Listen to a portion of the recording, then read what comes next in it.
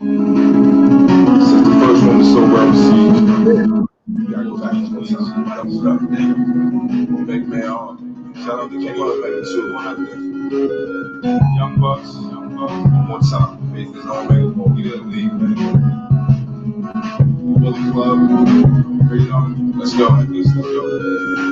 Phasing in Omega mode again, rhyming the whole song's worth. Cut it down this time around, it's not a long verse. Time to show the world Mama Diamond, I was born first. I deal real, they serve puff like Farnsworth. Certain I'm a quench it, cause the passion beyond thirst. Bright and exciting to freak out like Javon Curse. Tighten, grow handle in my palm, get my sweep on. Had to make a mega bomb for me to leap on. Harming up with the speech. My target I'ma keep on, cause I've been in the bleachers too long in my seat warm. Killed it with the first edition. Kenny Omega told the world it was worth a listen. And he wasn't ripping. I'm leapfrogging the competition, the brother ribbon. So when they follow that step, I'm on another pivot. No traveling, no, I got handles all the wax in my catalog lit, they all keep. You now rocking with Omega Man.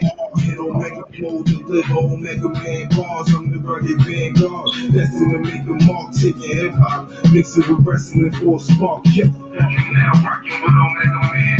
Hit Omega mode, deliver Omega Man bars. I'm the rugged vanguard. Destined to make a mark, taking hip hop, mix it with wrestling for a spark. With beats and verses, that's how I percolate.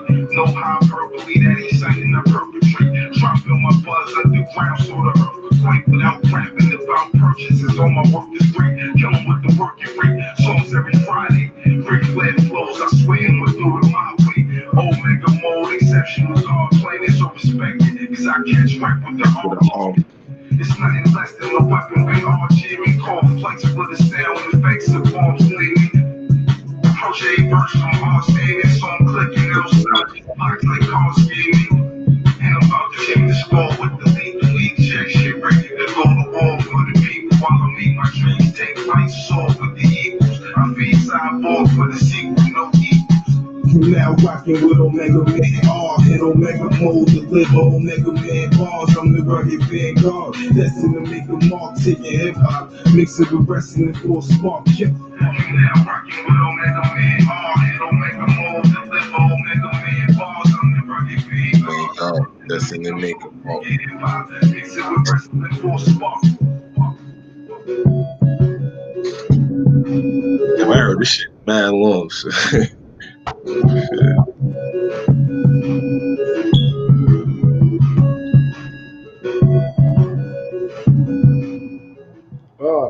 Oh man, that brought me back to my childhood. Oh, I ain't heard that song in mad long either, so. Yeah, I went back to listen. Listen to that shit in dumb long. Yep. Another one. I'm sitting here rapping that whole shit too. Like I ain't heard it in a long time. Wow. I see. Welcome to another edition of the Boy and Green Experience right here on YouTube. And I got my boy R8edR. Yeah. Person that created that song, he's made a lot of songs. He's a dope artist. My boy TZ introduced me to him, and I'm glad to have you on the show. How you doing today, bro? Doing good, man. Thank you for having me. First and foremost, like, yeah, I heard you talk about. Yeah, I did a lot of songs, man.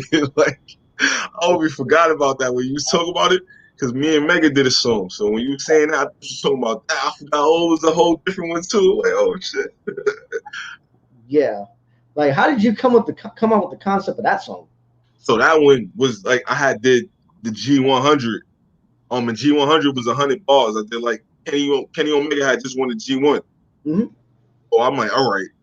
I did a whole new Japan one. I started with I did a Kushida song, then I did Tomohiro Ishii, and then I had a song with Rocky Romero.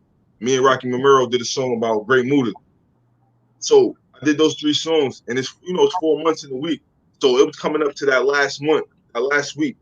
I'm like, damn, I need one more song. And Kenny Omega had just won the G1. Yeah. So I'm like, you know what? G1, G100. And I just wrote 100 bars to it, right? So I did the G100, 100 bars, put it out. Kenny Omega caught it. He was like, oh, this is great. So me, in my mind, I'm like, all right, he just retweeted it. That's like the most numbers I had ever got at the time Oh wow, this is great. So I tried to capitalize on it, and that's when I went in and I made the beat for the Omega Man R joint. That was just a continuation of it to try to keep going with the same type of wave. Yeah. And that's how I wound up getting that. And it's funny because around that time, I was listening to a lot of video game music. I was studying music theory, and I had found the video about Mega Man music, how it related to music theory. And from there, so when it came time to having to make another beat about it, I was like, all right, I already knew what to grab. I knew which one I was gonna grab, and I just did it in like a week, and I just put it right back out, and that's what that was right there. Oh, that's good. Give me one sec. Yeah, they'll put me on the screen too. Yeah, because not too many people are making songs like this, which is why I like to bring people like you and TZ, my boy famous AAA, because a lot of music today, you know, the drill music and stuff, and that what I call mumble rap. That's what it's bad. Like it I has think that's the name for it. the thing is, I can listen to some of it. It depends on what I'm doing. If I'm at a club or any party, you know, if I'm standing around doing nothing or drinking or sipping or smoking, sure, I can listen to it. But I can't walk around outside listening to it. It doesn't hype me. Like your headphones, like if you traveling with you're not gonna have Black Beatles on in your headphones when you go somewhere. Yeah, like I wouldn't be able to listen to that stuff if I'm walking around. Like it gives me nowhere to walk fast because I walk. But like when did you start? Like I was going to ask you something about. Yeah, so before that, like how long you been rapping? First of all. But now, like 17, 18 years now, I started off as a hype man. Two of my best friends, they had moved down south. And they came back to New York. And when they came to New York, they had the Southern drawl and all that. So they was rapping. Right. So me at the time, I was like doing my street shit. Mm-hmm. I wasn't really thinking I was gonna rap. So I used to just hang around them all the time. Right. But I wanted to be involved. So I started off being like, I'm gonna be a hype man. And they let me. Mm-hmm. All of a sudden, I'm like, yo, I just caught the bug.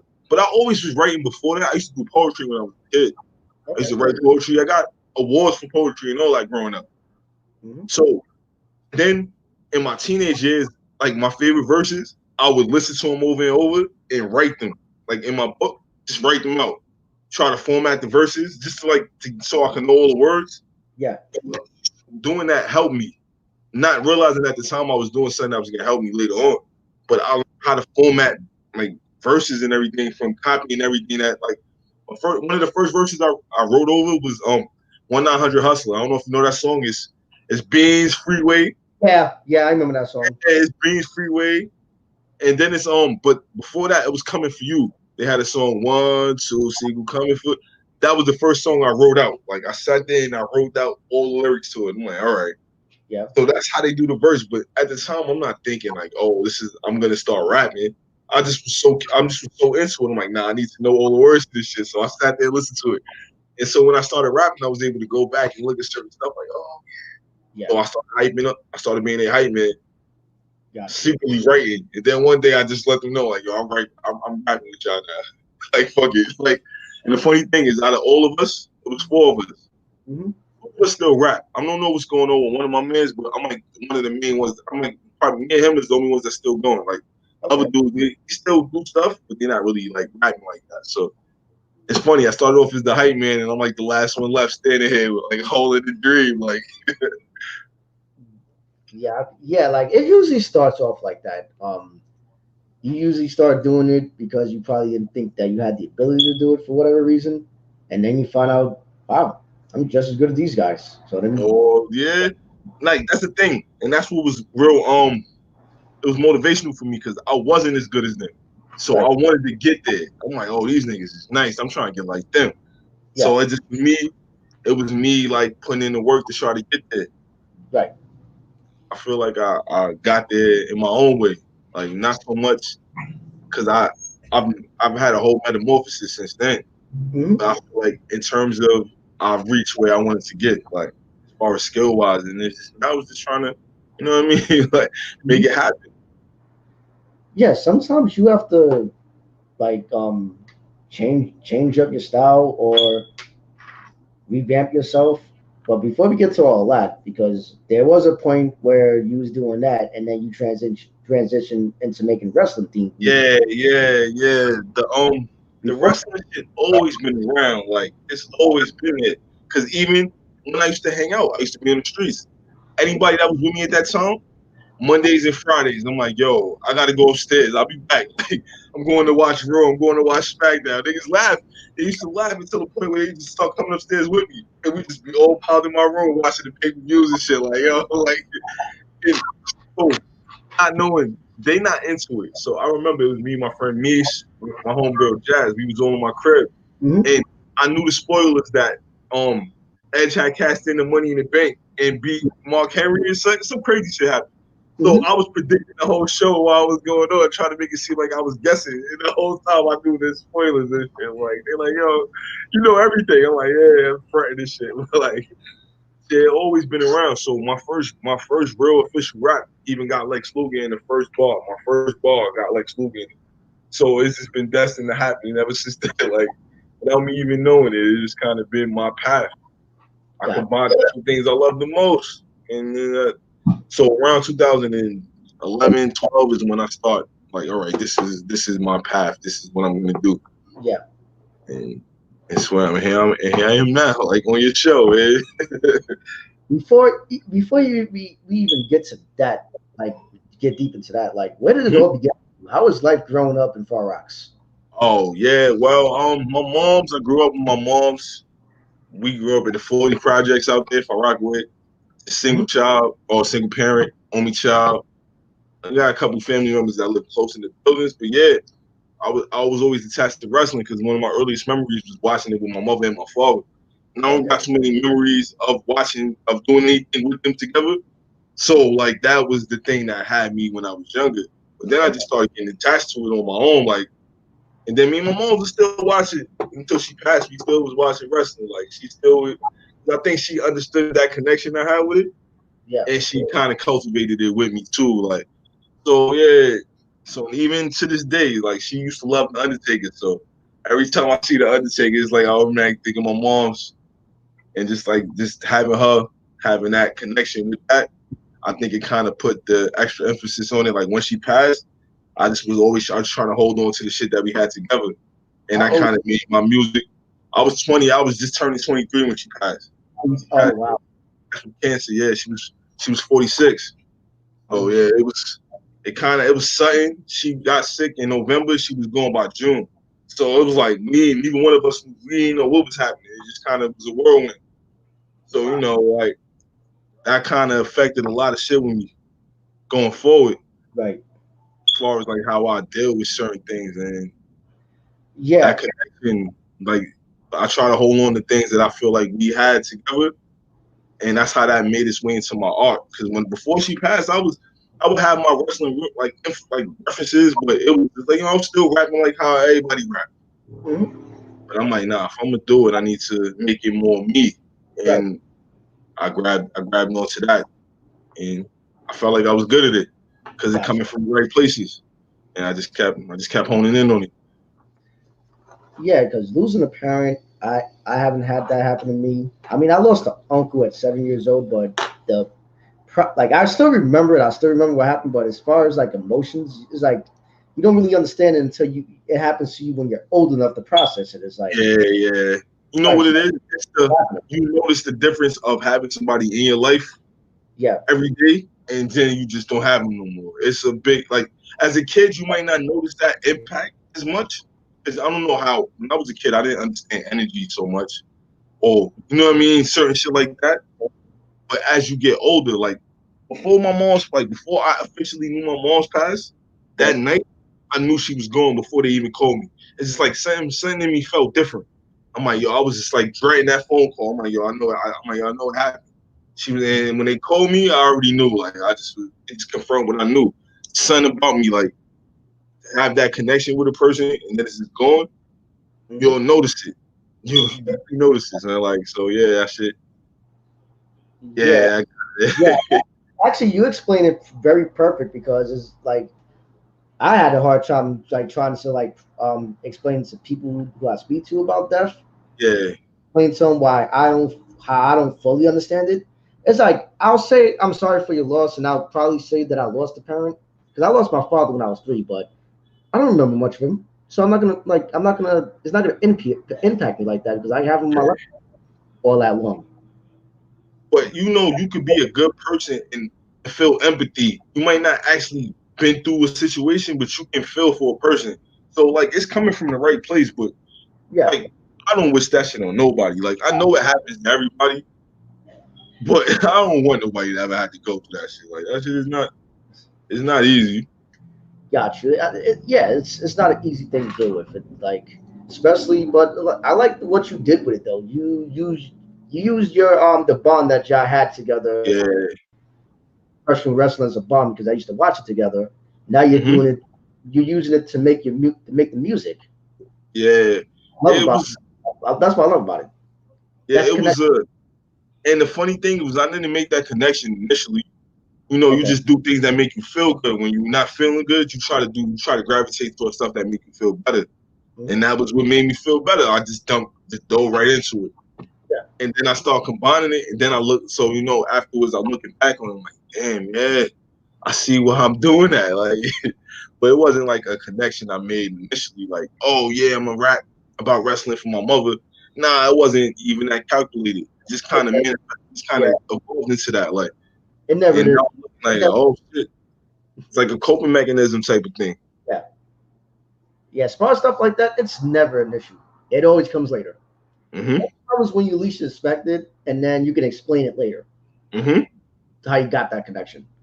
Yeah, it's funny because like hearing like talking about it, I'm like, yeah, that really put it into the proper perspective. Because at the time, I just trying to do stuff that made me feel better, and I'm like, oh, getting back to creating make me feel good, like, and Yeah. that's why I honed in on it. That's when I started getting all the equipment. Because before she passed, I just was rapping. I had a bunch of notepads. Mm-hmm. Once I saved all my bread, just went out there and got my computer, my equipment, my speakers, Then later on, I got the microphone and stuff set up the studio. But I taught myself how to produce. I had so she passed 2009. I was floundering those 3 years in between. The beginning of 2012, I bought all my equipment and I'm like, all right, this is what I'm gonna do. Settle in for that whole year, 2012, learn how to produce, get my shit usable. Yeah. 2013, I dropped my first green tape, and that was the one with the Ric Flair shit when they were trying to say I thought I was Ric Flair, and they was laughing at me and shit. Like, Yeah, you told me about that before you went on the air. Tell the audience about that. yeah, so it was when I first dropped the green tape, it was heavily wrestling influenced. Like, I had it was a story. I was trying to tell a story. I had Ric Flair promos all throughout it, but it wasn't. Yeah, it was there, but I figured it's like, all right, people have skits on the album all the time. Mm-hmm. So I just had my skits being Ric Flair promos. I'm like, all right. So it was this group. It was an Instagram page. It's now defunct because I went to look for it. But haters don't last. So niggas with that type of energy, that shit gone. But I was starting to think that they created that shit just to troll me. Like, but they had like this Facebook mixtape review group, and niggas shitted on me, gave me 1 star, told me I was horrible. I thought I was Ric Flair. I'm gonna start wrestling in the booth. All types of dumb shit they were saying to me. I'm like, all right, cool. Internalized it, and then I dropped my next joint, and I kind of shied away from it. And I told myself I was so disappointed in myself. I'm like, I never do that again.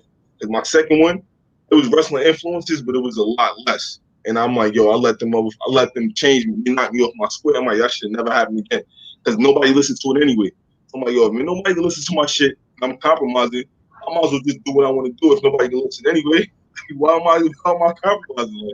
Honestly speaking, I find it hilarious how they told you, "Were you trying to wrestle like Ric Flair?" Obviously, listen to this shit, you idiot. Because Yeah. like Ric Flair, you're basically making a song about him. Yeah. So that tells me that they did bring you on the show to troll. Yeah. Like, You know how I break it down to people? Mhm. So the best way I try to do it is like Wu-Tang wasn't rapping about kung fu, but they had kung fu influences. Yes. And everything they had the influence of the shit that they like. So when people ask me what I'm doing, I'm like, it's kind of like to make it something that they can grab on. I'm like, it's kind of like Wu-Tang, how they had the martial art influence. My Yeah. influence would be pro wrestling. It's nothing. It's the same type of shit. Like, I'm not rapping about body slamming niggas. You know what I mean? Like, but you can definitely hear the influences. Like, I might grab a reference that a wrestling fan understand. A regular person might not, but it still sound good. And that's been the goal ever since that second take. It's like that song that Action Bronson came out with Wiz Khalifa. Bro, Monsoon? The Rockers. The Rockers. Oh shit! Hit you with the drop. Like, who's the Rockers? Yeah, exactly. But if I'm a wrestler, like, no, I've been a wrestling fan since I was a little kid, so I know about the Midnight Rockers, Marty Jannetty and Shawn Michaels. The funny thing about that song is just the Rockers entitled. He don't rap about wrestling at all. He say Marty Jannetty in the hook, but that's it. Yeah, it's not the wrestling. You know what I mean? But that was one of the things. I'm like, oh, all right, so I could really do this shit because I seen this song and I'm like, oh nah, he did it, but he ain't really do it. Yeah, do it. Yeah, the reason he even came out with that because we know he's a wrestling fan. Mm-hmm. He's a big, like, you see him at shows sometimes with Peter Rosenberg. Yeah. Inside. So yeah, it's like you said, he's not rapping around like specifically them. They're talking about, I guess, their lifestyle or their persona in the ring. They're rock stars. But it was cool. Like, it was cool.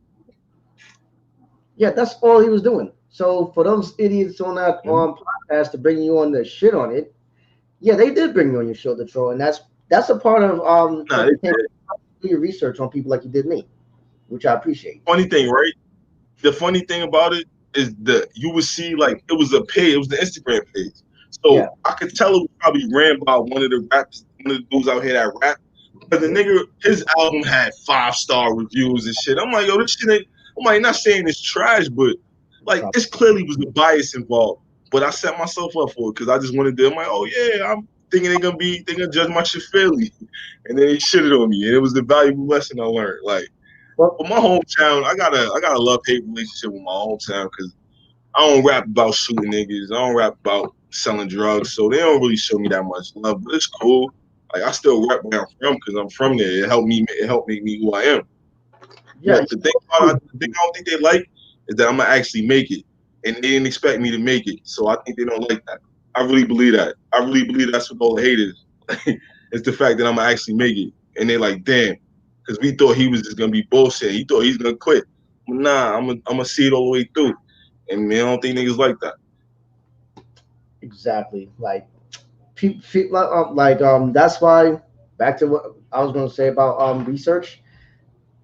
Me and TZ talked about that. Me and you talked about that a little bit before we got on the air. You taking every appearance is never a good thing because you might end up in a position where that type of thing happens to you. That's why like, if anybody's ever asked me to come on their show, I want to do their research before I even say yeah. Yeah. Unless they were recommended by somebody I personally know. Yeah, that's true. And even in that case, you still got to do your own little. Yeah, you're right. You still recommended to me, but I still wanted to make sure that I knew, like, but not even so much for a protection type thing, but you offering your platform to me. Yes, you want to see what that person's about. It's in I feel like for me to be respectful of the platform that's being given to me, I need to know what's going on. Like, show you that support that you actually showing me. It's only right. We all trying to make it. Exactly. But like just coming on and using your shit and just leaving. Like, nah, that's not right. I don't think that's right at all. So I wanted to make sure that I was putting in getting those views on your shit, just looking at it, seeing what I'm doing, sharing it as much as I could. It's because it's the right thing to do. We all trying to make it. I've been seeing you on Twitter. Like, you tweet a lot too. Like, I really don't use Twitter like that. I try my best. I'm acting. I stopped all the time, man. Like, now I got shit to say. I'm tweeting again. I feel got a lot to say. All the time I wasn't talking, I got a lot to talk about now. Motherfuckers is out here acting, you know what I mean? Like, and also, you mentioned something about the people in your neighborhood listening to your music and not liking it. Like, who actually came up to you and told you something? Did they come up to you? That's the thing. You'll never, besides that review, you'll never have somebody say, oh, that shit is not trash. That shit is trash, or I don't fuck with it. They just won't look at it. Okay. Or I'll maybe have somebody that be like, oh, I see what you're doing, but I don't really get the wrestling thing. But nowadays, I don't really hear that no more. Like, Yeah. they just rather, they can't say anything funny about it, so they just won't say anything. Like, Right. I know they watching. They in all my stories. They in all my stories. Like, you know what I mean? Like, I know y'all watching me. So it's like, but I get it. It's like now you don't got nothing negative to say. You can't say anything. If Yeah. you shit on it, you're gonna shit on it. People take any opportunity to shit. But when they can't shit, it's like, oh, damn, he doing numbers. Oh, damn, this shit actually sound good. Right. Oh, nah, we can't. So then it's just like, all right, let's be quiet, which is cool. That's better for me. Like, yeah, I know y'all watching though, because you can't hide the fact that you all in my shit. Right there. Like sometimes the blue checks be watching you too. Yeah, you'd be surprised. I had Cassidy watch one of my drinks, and I'm like, be surprised. It's a lot of things I did. It's a lot of things I did as far as this wrestle rap shit that was done after me, and I don't think it was a coincidence that it was done after me. Like I'm just leave it at that. Like, even my whole approach to making the videos and having my songs be over the wrestling videos, niggas wasn't doing that. And all of a sudden, you see people popping up doing the same shit I'm doing. But it's like, it's cool. But it was funny though. Before it was funny. Now niggas is doing it. Like, you know what I mean? Like, but the forefathers usually don't get the credit they deserve. No, they don't. It's usually the people, like you said, the people after. Yeah, the people that lay the foundation don't usually get the credit though.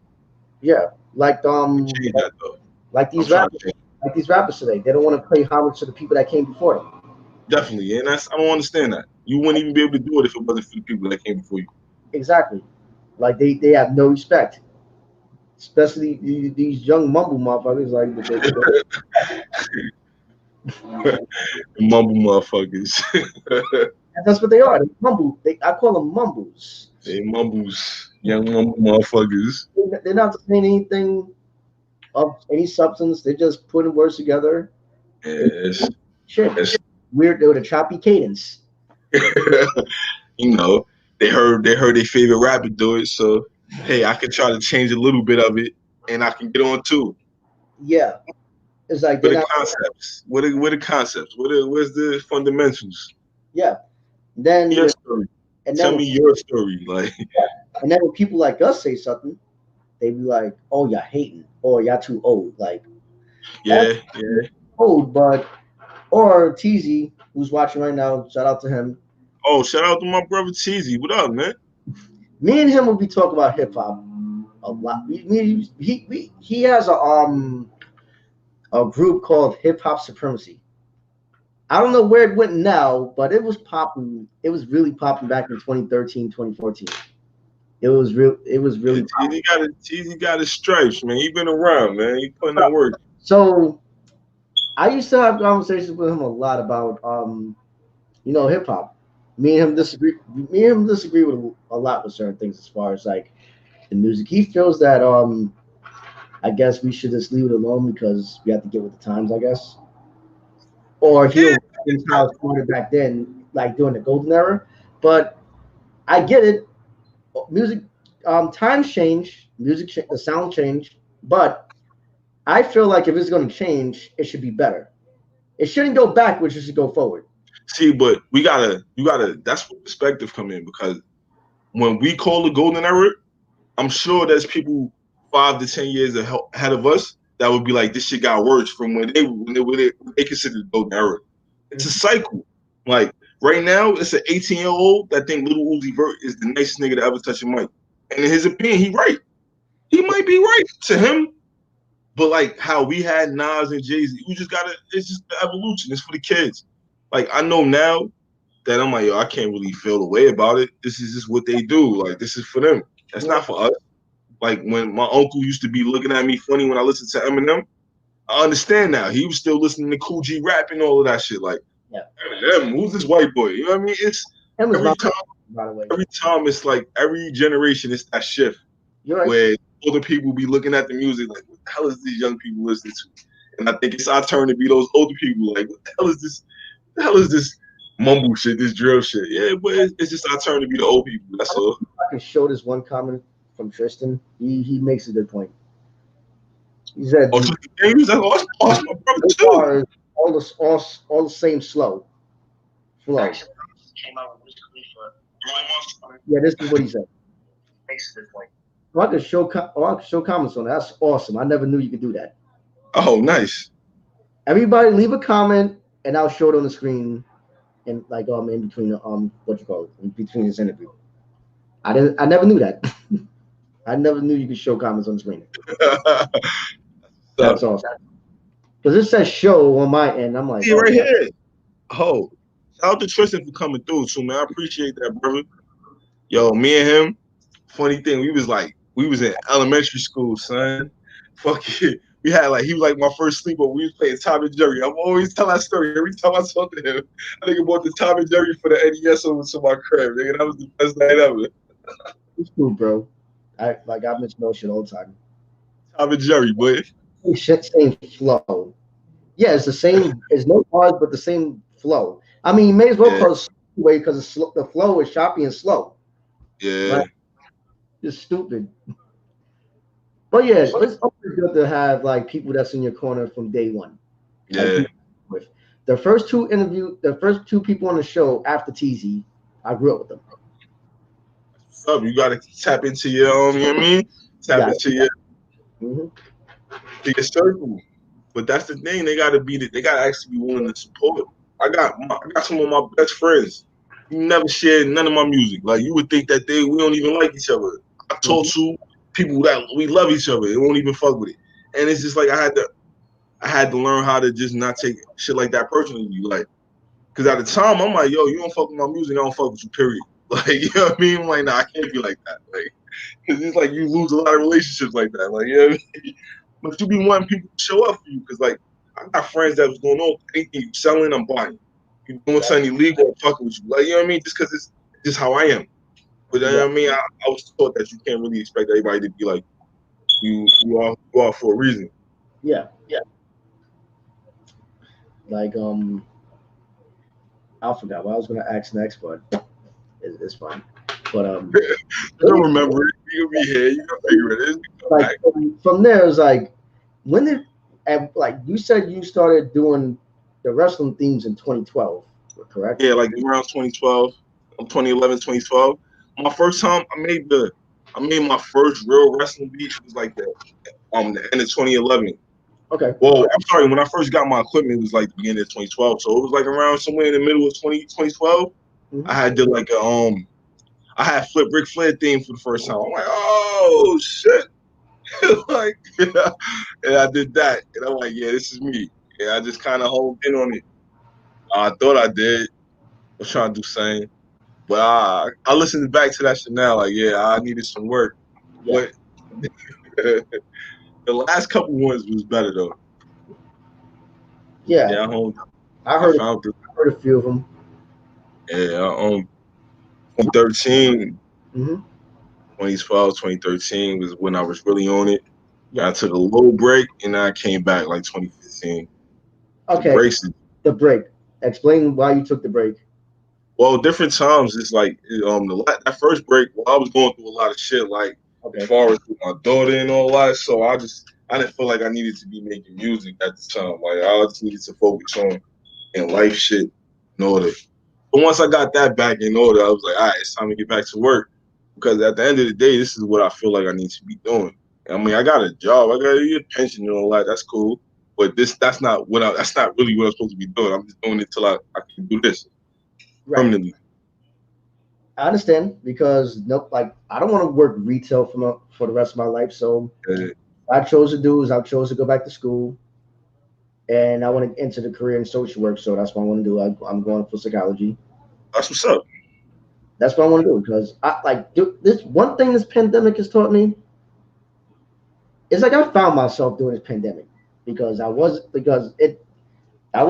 working at that place I didn't want to work because of course they got during the lockdown they shut down because it's not an essential place. And during the time I was out, it made me think, do I really want to go back to that place? I'm sorry, you see TZ comment right there? Which one? Right there on the bottom. Let's show it on the screen. Is that not the exact thing I told you when we were talking offline? We mentioned that on the air, TZ. No, we was offline. We was offline when we talked about that. Right before we went on air, we talked about how those two. That Orlando shit. That's real. That's why. Yeah, before we get to how exactly meant, like basically you took a break because you was going through life issues and stuff. Yeah.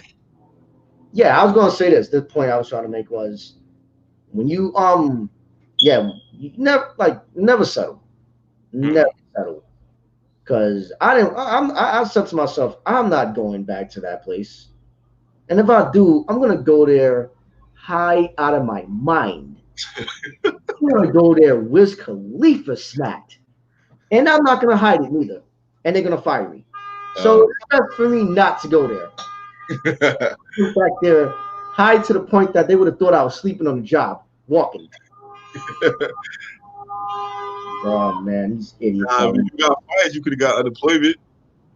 Well, I'll get unemployment now, so it make no sense for me to. Oh well, there you go. There you go. Cash some checks. Cash some checks. As long as you. Oh yeah, that's say that. Yeah, I would just say that to say never settle, and that's you're just doing your job now, just to pay the bills and to buy, I guess, equipment and stuff before you take off. That's what you have to do. Some people just makes this they're not. Some people don't even get paid off this, but they'll go on and I mean people with a very small following. Because a lot of the big ones, if you're established, they'll ask for donations from their listeners. That's when you know you made it if they will donate. You set up a Patreon, it says. Yeah, Patreon. Pay for. Yeah, all that is great, really. But if you're just starting out and you asking people to donate to you, that's going to make it seem like you're begging. Yeah. So that's why you're always supposed to have a steady 9 to 5 while you're doing this, and then work around your 9 to 5 schedule. Yeah, I've had times where I've gave up jobs for the career, which wasn't the smartest thing to do. But at the time, I felt like it was necessary. Depends on what jobs you had. I was in a restaurant field real heavy before I got to where I'm at now. So I was managing I worked my way up though. I started as a waiter. Then I learned the kitchen, the front. Then I started managing. And then it was one of those jobs I was managing. I'm like, you know what, man, I need some time off. I need to focus on this music. That's when I wound up making the connections, wound up going to Orlando and all that shit. Okay. I wasn't working. I had to save my bread. And I was just making my music and for my sessions. And I saved my money up, took a flight down to Orlando. That's when I met Cheesy. That was my second time meeting Mega. He called me down there for the show. And it's made a lot of connections from there, and the ball just been rolling ever since. But but that time off from work helped me put myself in a position to get that call. Right. Because Megan wouldn't have called me to come down there if I wouldn't have had built a name for myself going up to it. Yeah. I was making a little bit of noise on my own. Anything I ever did was on my own. And that's another thing niggas gotta respect. You know what I mean? Nobody gave me shit. Anything y'all see is me. Every last follow, I ain't paid for nothing. No views, no none of that shit. Everything is organic. So even if my numbers ain't high, they real. I'll take it. All I get is real love. I get real love or ignore it. One of the two. That's it. Same here with this show. I don't somebody I know try to get me to he asked me something about building my YouTube subscribers. Yeah.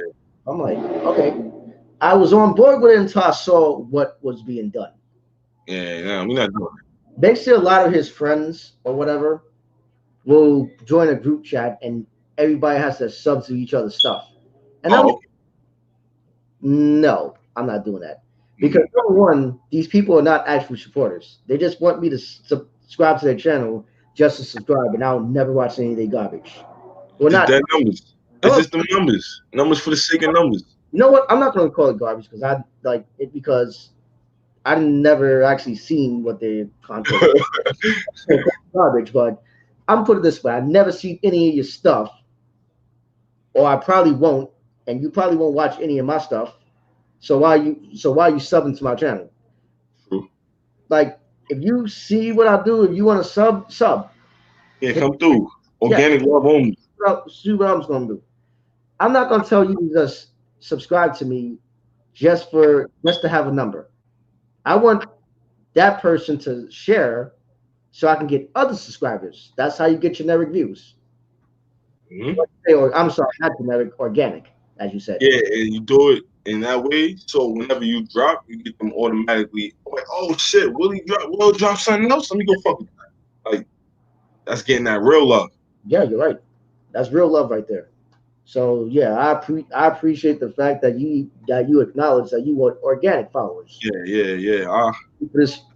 I'm proud of I'm proud of every number I got. Like, I ain't have nothing. Like, I started at the bottom, like 0, everything. So, like, every last one of those is organic. Like, yes. I just got the 1,600 followers on Twitter today.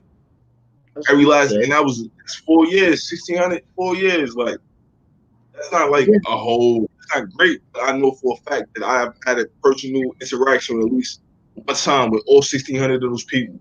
Yeah. And they can take what they fuck with me or they don't. But I know for a fact that every last one of them, it wasn't just a random person. I said thank you for following me and everything. I gave them that courtesy because like I take it as it's a big deal. I mean, clearly when we start getting into the 100,000s and shit, I'm not gonna be able to do that. But like, yeah, you won't. While it's still manageable, show that love, man. Yeah, and also, it's okay to pay Google to push your stuff. That's okay. There ain't nothing wrong with doing that because it's gonna bring you to people that will become organic listeners and followers. Rather because like for example, I did that to one of my episodes. Well, one of my clips with my boy Ralph and his daughter.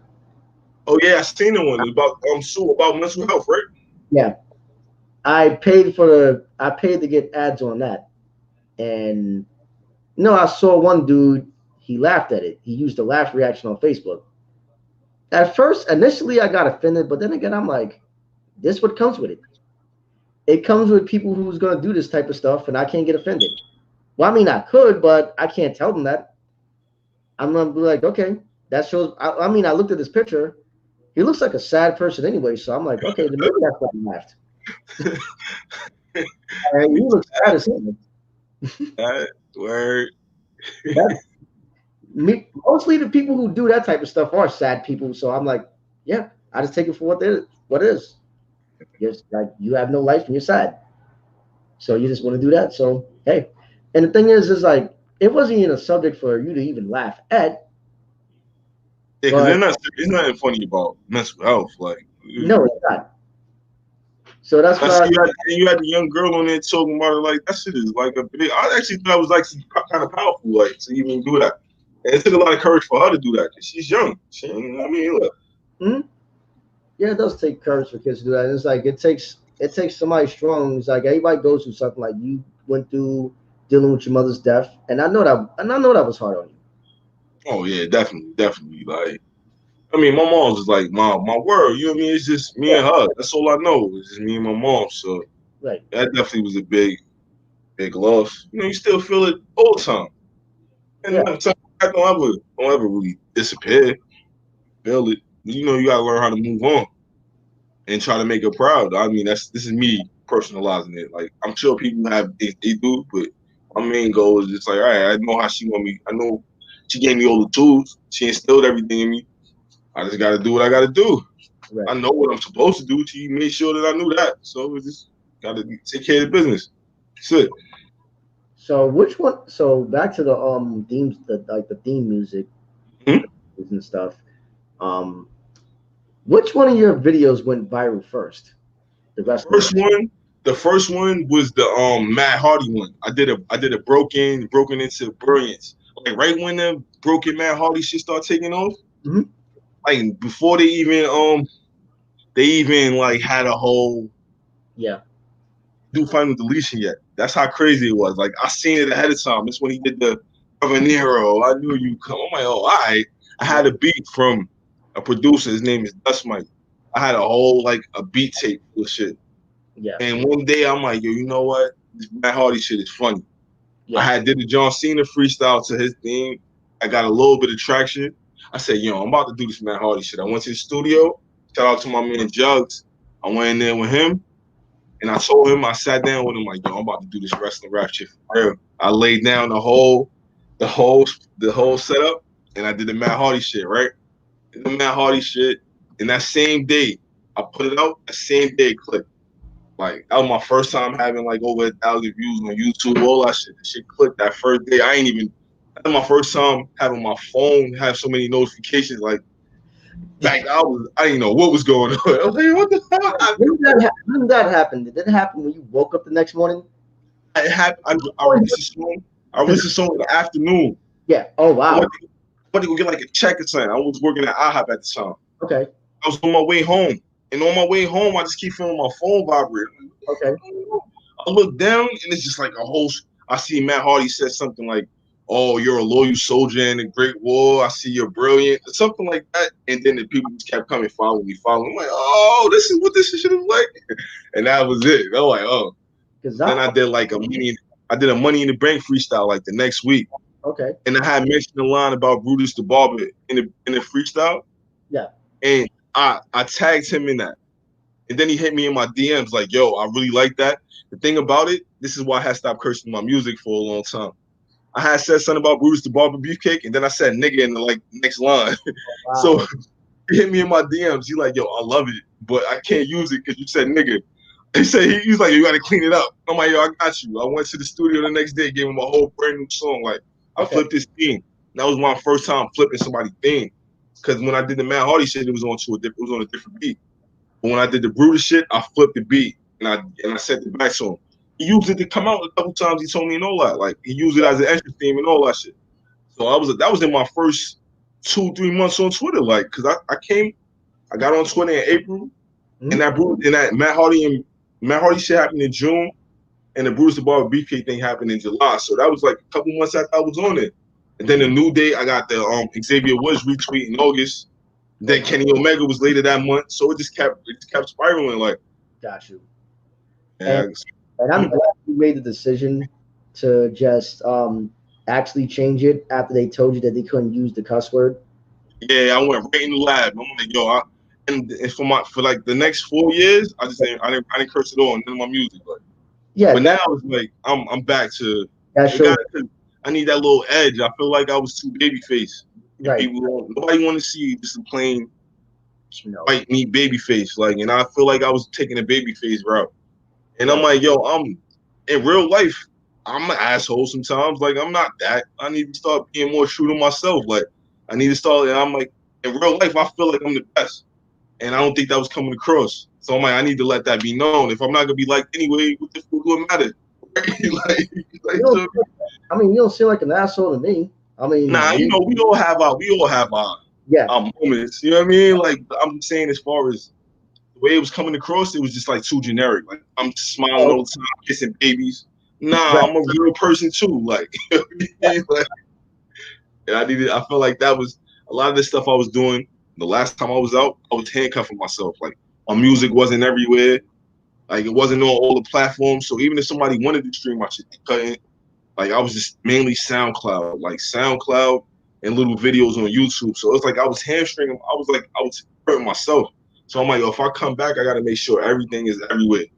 Right. Can't do it half fast. If you're going to do it, you got to give. If people want to support you, you got to give them every avenue to do it. You can't just limit yourself. Because what if somebody don't have SoundCloud? What if it's a hassle for them to take SoundCloud up? They just won't listen to your shit. What if it's easier for them to get on Tidal or Spotify? And they would listen to it, but your shit not there, so they can't. So I'm like, I got to make sure I'm everywhere.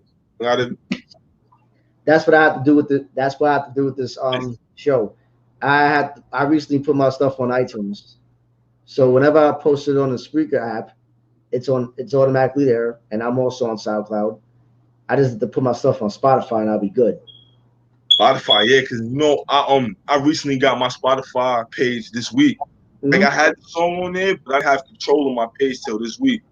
Yeah. So I'm able to see the analytics and stuff now. I'm like, yeah, it's helpful.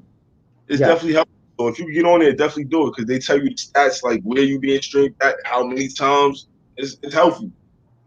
I'm definitely gonna do that. I just have to take the time out to put everything from one app to the other. Yeah. It's work. That's Yeah. why I was like, hopefully soon you won't have to do it yourself. You got somebody right in place to do that for you. You know what I mean? Help you out with it at least. Like that's the goal, man.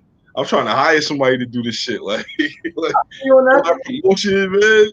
I be tired of tweeting all day. They like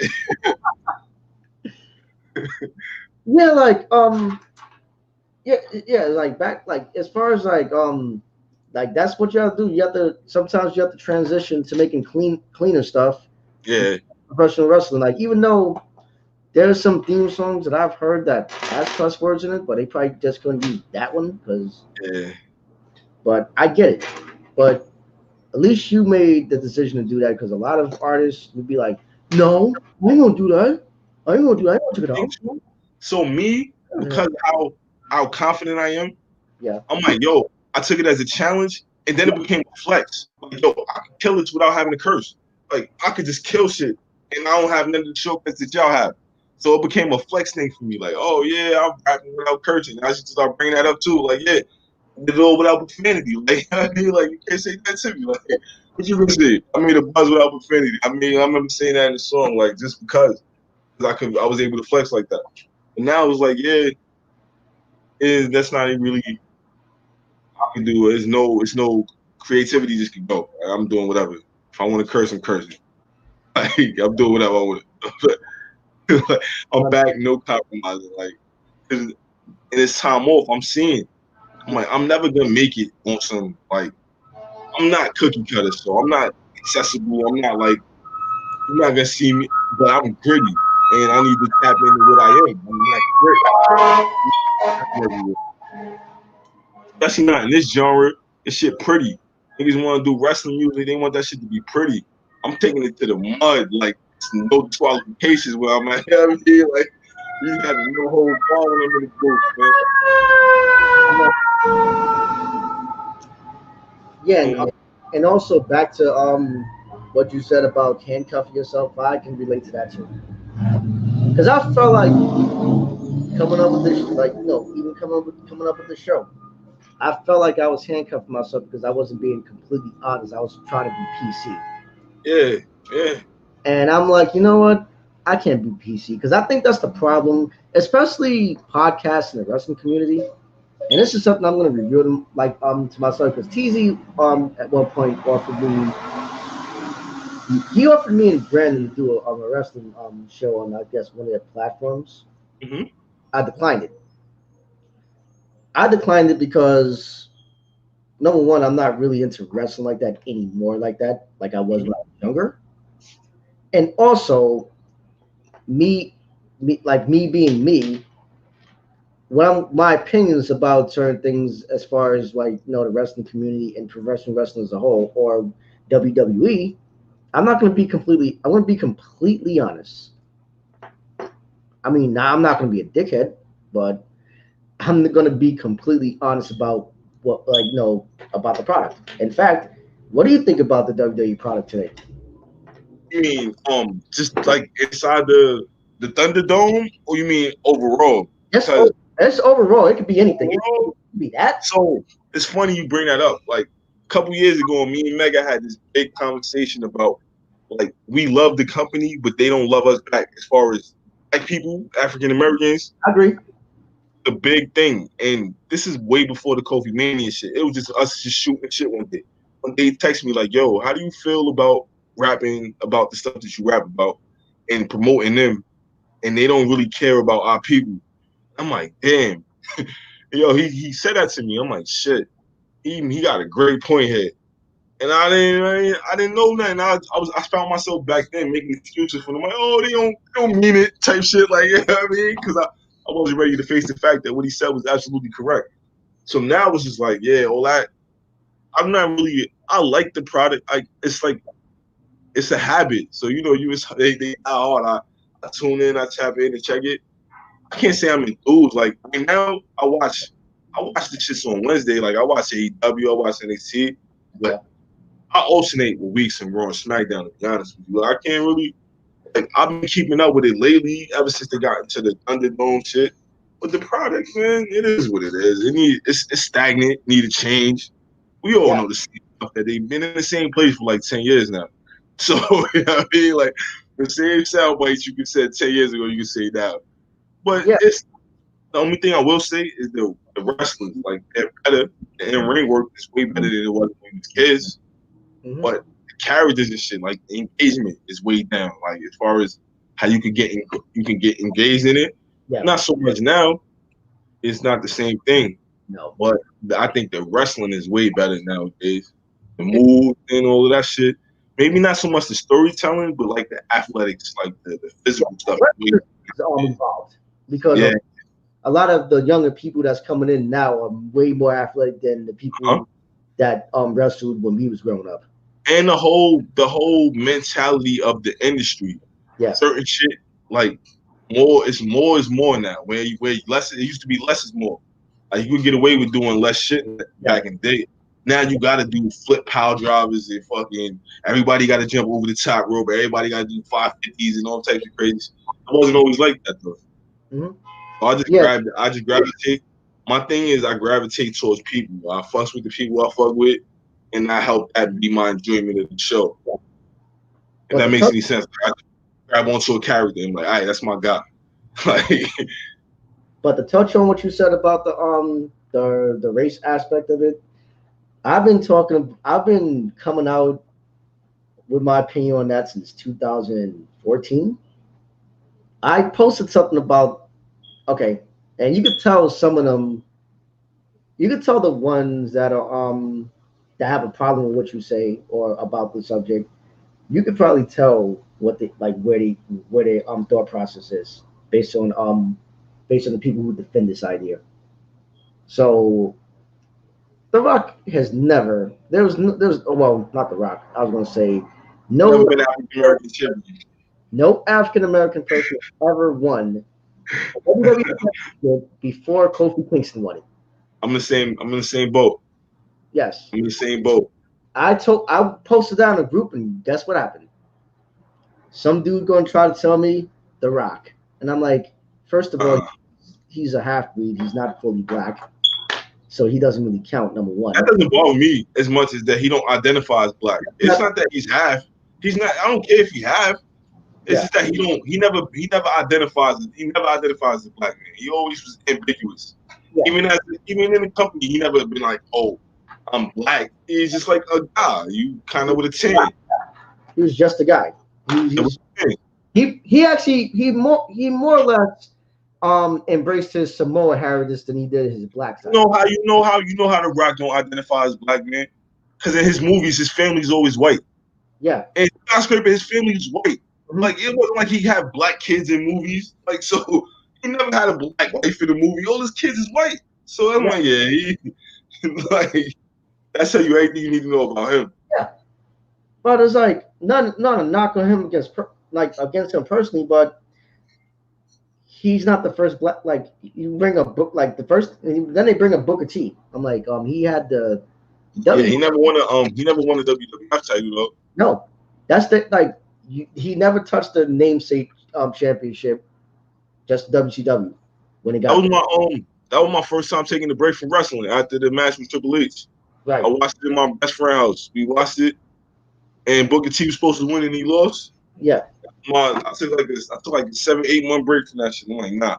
Only thing that brought me back was Edge. Edge brought me back because that's my, that's my favorite wrestler as an adult. That's how I got my name. Well, that's where I took my name from. Rated R. Yeah, I figured that. Rated R because he called himself the Rated R Superstar. I took my name from there. Yep. And it's like, so I posted that in this group. He tried to argue me down. I wasn't budging. So he photoshopped a clan of my face in a Klansman outfit and posted it in the group. And I'm like, I was dying. I'm like, really? A lot of energy. And then I told him, then he said, oh, then he proceeded to call me racist. I'm like, I'm not racist. I just stated a fact. He's fully black. And I'm talking about a 100% African American person. Yeah, yeah, I get that too. But even if he'd have been how he is, but he would have been a black man, then I would have gave him that. But he's not a black man. He won't even now. He's not a black man. Like, Yeah, it's like he embraces one side. I'm not gonna give you praise for winning on one side when you don't even identify on that side. yeah, But because I did have to say this. like it's not like when they won the title, it was like the first African American ever won the title. They never mentioned it. It just was like whatever. And I If believe, you don't think they would have made a big deal about it, it wasn't. and It I, didn't feel that way. and They I were just believe, giving a white man a belt. and I also believe that Vince McMahon is a bigot. He could possibly be one. He Based could on, possibly based on be one. based on how he books black people in WWE, especially back then, he booked them to like to dance around and all this other shit. And come on, The, crime. the fucking that's what me and Rand was talking about. We was talking about Crown Time. Like, yeah, that shit. Like crime time is the Rest in peace, Shad. By the way, rest in peace, Shad. rest in peace. Yeah, rest in peace, Shad. Word. That's a Like hero right there. yes, they're the two crime. Oh, like I like the group, but I knew it was something behind that. Why they created that. So the thing about it, right? At the time, Mhm. it was still like because there was the Mexicans. It wasn't like they was alone. It still was like they still was doing the stereotyping thing for other races. That's So true. it kind of just fit into what they was doing. Like it's not they always but wrestling always been kind of sketchy when it comes to racing and stuff like that. Like Hmm. because of the type of business it is. Yeah, it is. And then I heard, Bad history as far as discrimination and all that. but this like all that aside, politics you have you got like a lot like I found out recently why remember Bro that they Yeah, made. I yeah, found out why that was created. yeah. I heard about it. It was created for petty reasons. Yeah, but that story been going around for a long time. But I think when the what is it? Beyond them, was it the Dark Side of the Ring came out? They kind of confirmed it that it was really the truth. Yeah, I heard about it in wrestling bios that Vince Russo like basically did that because Bradshaw thought he could beat everybody, so he wanted to make a Bradshaw knocked out. Yep. yeah. They're But like, I wow. take everything Vince Russo say with a grain of salt, though, man. I don't know, man, because I don't feel like he had the power to just do that shit. It had to be. He probably could spin it now and be like, "Oh yeah, that's why we did it." Sound good. Hey, what do you think about Vince Russo? Because I heard a lot of like crazy stories about that man. I mean, I don't. He don't. Every time I watch his product, I don't really enjoy it. Like I remember he was at TNA. It Mhm. had some good moments. I don't know the man. I guess he alright. None. Oh no, not him personally, but like the stuff that he's put out as far as like his creative process. Oh, when I was younger, I still was just watching the shit. Like I noticed that the quality, I noticed it wasn't as good, but I Right. think a lot of the critical stuff is coming from hindsight, like people looking back on it, like Yeah. oh that shit was horrible at the time. But at the time, I'm just like, yo, it's funny. I'm laughing at Judy Bagwell on the forklift. Me Like too. now I know it's like probably shouldn't have been booked, but at the time I'm like, yo, this shit is just stupid. Like I'm not taking it serious. Or I would just turn the channel. Like I'm gonna go watch Raw, see what's going on Raw. Like I don't want to watch this shit. Like, Right. And but I'm I ain't gonna lie, when he came, yeah. I didn't like when he was in WCW because he elevated a lot of people that was not getting a chance. Like Jarry got to go up, Booker T. Certain people was getting chances that didn't get chances before he came around. So for that, I can say he did do something positive. Yeah. Yeah. Thank you for bringing that up because a lot of people don't bring that. Yeah, he did a lot of good things. Like he got a lot of people chances that wouldn't have got chances before. Before he got there, it was the same people at the top of the card. So it's like he was trying to get new people involved. He brought in the new natural born thrillers. Like Yeah. a bunch, he was getting new people some shine. Yeah. So he got some good stuff too. Like, but people always like this is the culture. People always like to focus on the negative. They hone in on the bad stuff. Yeah. I think that's how it is in real life because Yeah, me and my boy Chris the other day was talking about he asked me about why do people like these celebrities like look in their Twitter mentions and just go batshit crazy over comments. And I'm like, if I had that many followers, I wouldn't care. Or I wouldn't even have time to look through all of them, honestly. I wouldn't care. people be doing vanity searches too, like they search for their names without even you adding them. That's happened to me recently. I said something about somebody fucking found it. I'm like, yo, I didn't even at you. How you even know I was talking about you? Like, it's really stupid. I mean, if you're where we're at, you can search your name. Like I sometimes do that, even though I know I'm not gonna find out. What I do is I Google my own name, and I notice that some stuff that I've done comes up, and I can. And I used to do that a lot too. See, like I do it once in a blue moon. I don't do that every day. I don't go on Twitter. I don't go on Instagram to try to search my name to see if somebody said anything about me, so I can reply back to them. That's stupid. Like, you have nothing to do. You have nothing to do with your life, but being and especially if you are a big celebrity. If you're doing that, that means your life must blow. Oh, you don't got nothing going on. Like, should you have more going on than being able to do that? Exactly. Like you should have way more going on in your life. Like you should be driving around a Ferrari or going to like the best steakhouse you can find in whatever city you're in. But you like to find negativity, like there's people that's telling you that you're good, that you're nice, but you're looking for the people that's negative. Like that makes no sense. But you know, like when you win, like say you win and you finish, you win. You looking for stuff that motivates you to keep going. Like if you won and you got everything you ever dreamed of, you need something to keep you going, right? I can understand it to a certain extent. Like you need to look for, if you're getting all positive, of course you're gonna look for the one dude. Like, all right, you said something bad about me, I'm gonna prove you wrong. Like proving some people. Because that's how Jordan. Have you seen the documentary recently? Yeah, of course. He used people who print something about him as motivation and what you call it, like as a reason basically. So I think we all find ways to do shit like that to get us to do that. You know what I mean? So he just was able to say it a little bit more eloquent, like, and he's actually been successful. So it don't because he's actually out there proving them wrong. Yeah, you see, with that, it's different. Like like well, back then was a different time because it was like in the early '90s. So it was really the only thing you can do is read print or listen to the television or the radio. Yeah, it wasn't no social media and nothing, so use that as some sort of motivation. But honestly speaking, a lot of the athletes today that say that they don't listen to the stuff that's heard on radio and stuff like that, they know they listen to it. You know you listen to it. The fact that you have to say that you don't listen to it, tells me that you listen to it. Mm-hmm. Talking about we don't care about that outside noise. Yes, you do. Of course they do. Yes. So. In fact, I'm gonna ask you a question. This is the same question I asked you when I had him on here, because I know you.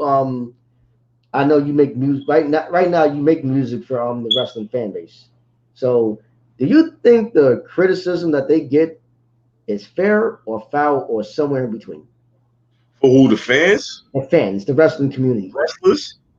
The wrestling fans. Because I know the criticisms as far as what?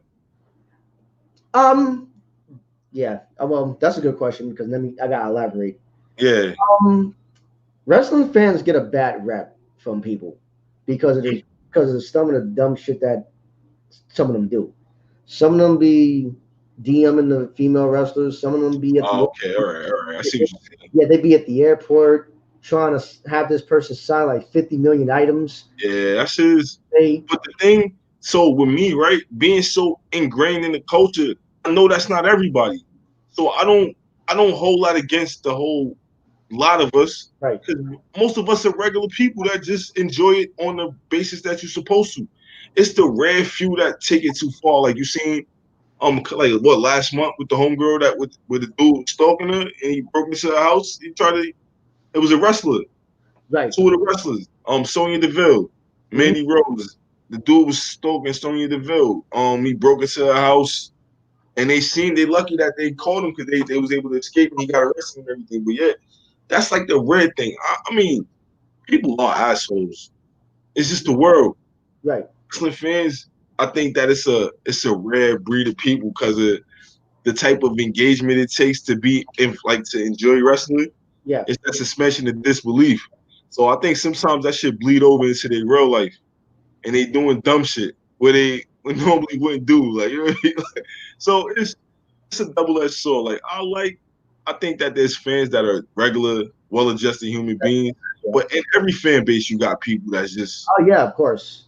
I just think wrestling fans are a bit more vocal than maybe you say the crazy basketball fans or the crazy Star Wars fans. You know what I mean? Like, wrestling fans are very vocal, which is what I like about them.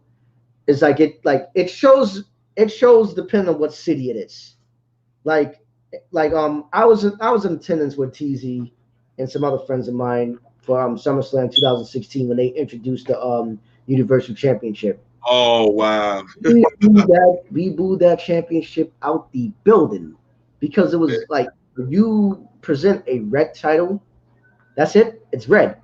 You didn't change the design up, but it's just a red title with the right. Yeah. So New York City is one of the honest wrestling cities.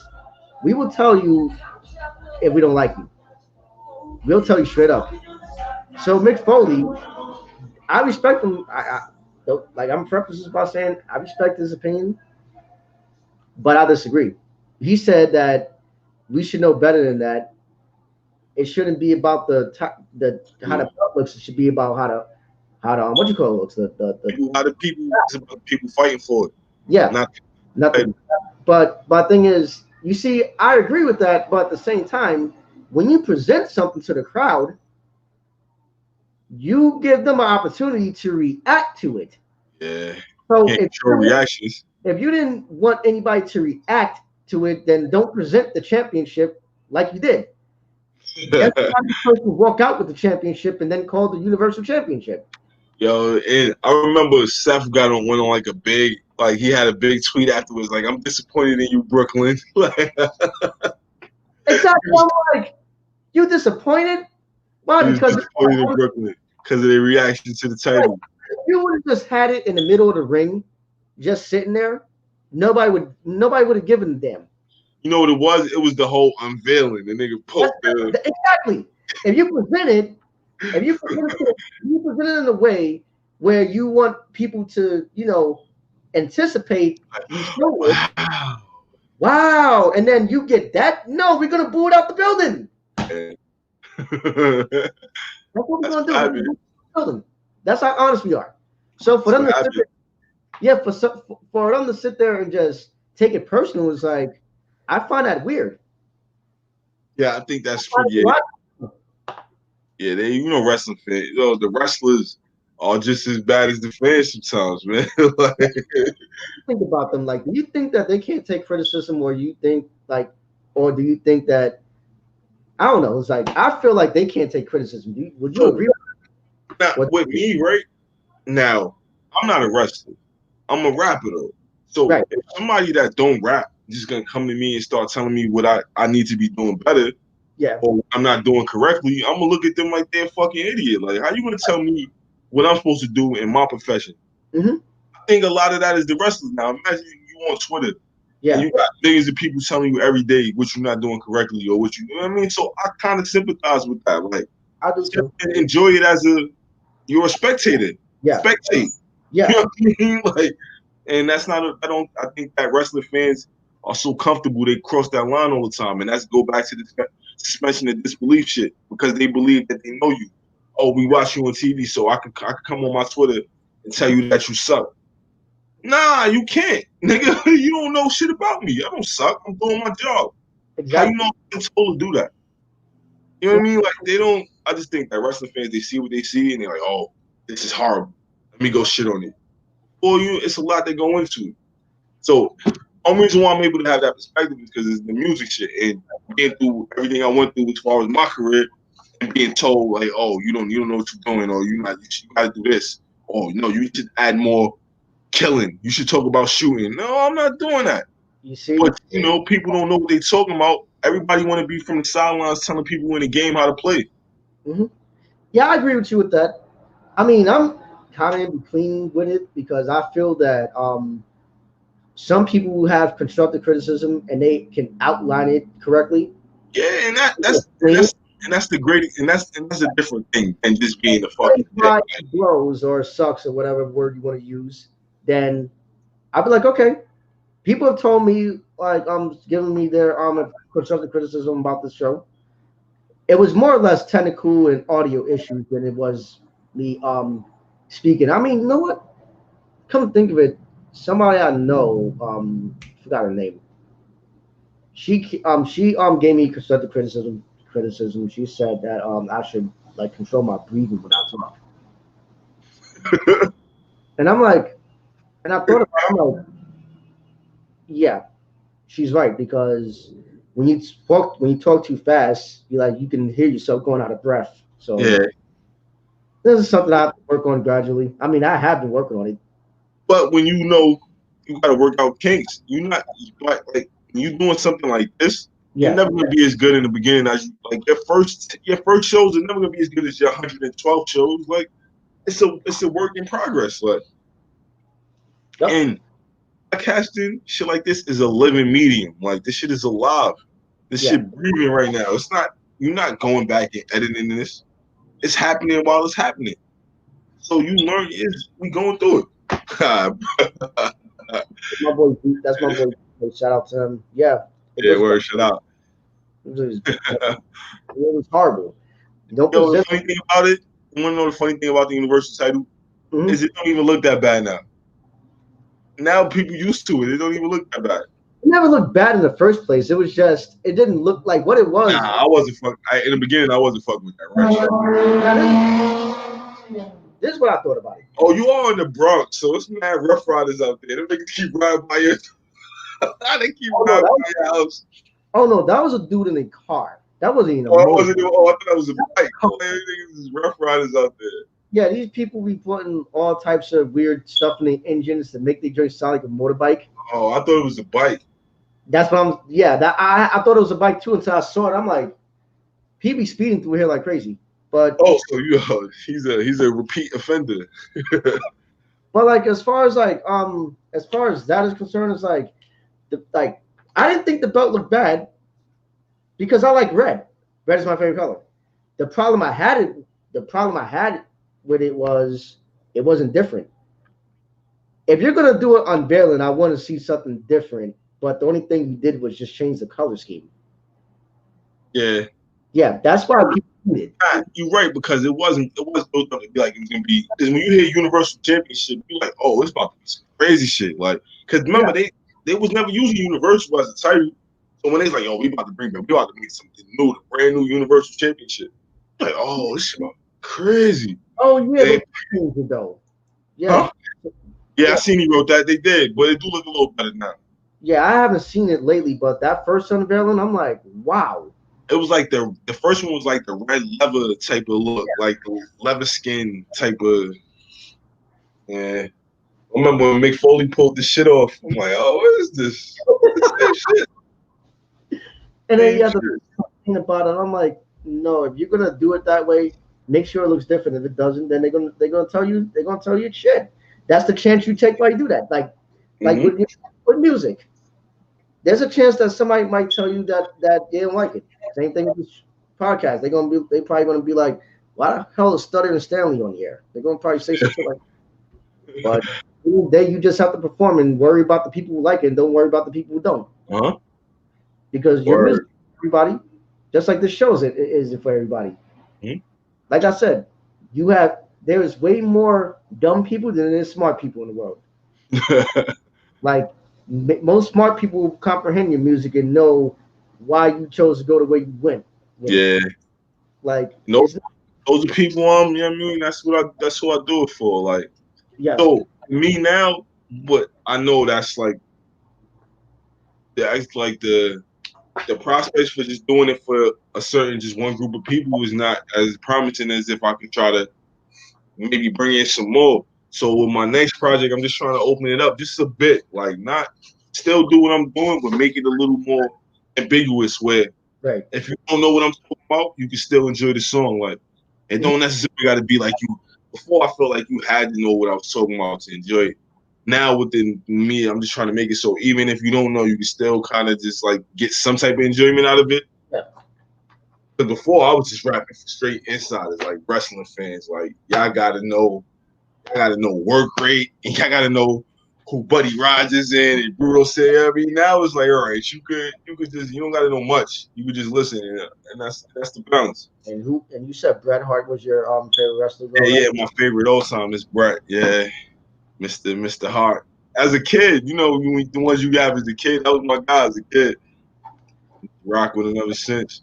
Like, man, I know you was probably pissed off when they screwed Bret in '97. Oh yeah, man. I had so that the first one, even before that, was the Iron Man match. Yeah. When they screwed him in the Iron Man match, because it was tied. And they did the sudden death shit, and the nigga kicked him when he first got back in the ring. I'm like, oh, nah, that's cheating. So even I was riding it. Everybody was fucking with Shawn Michaels when I was a kid. So I was like, oh, nah, I'm a Bret guy.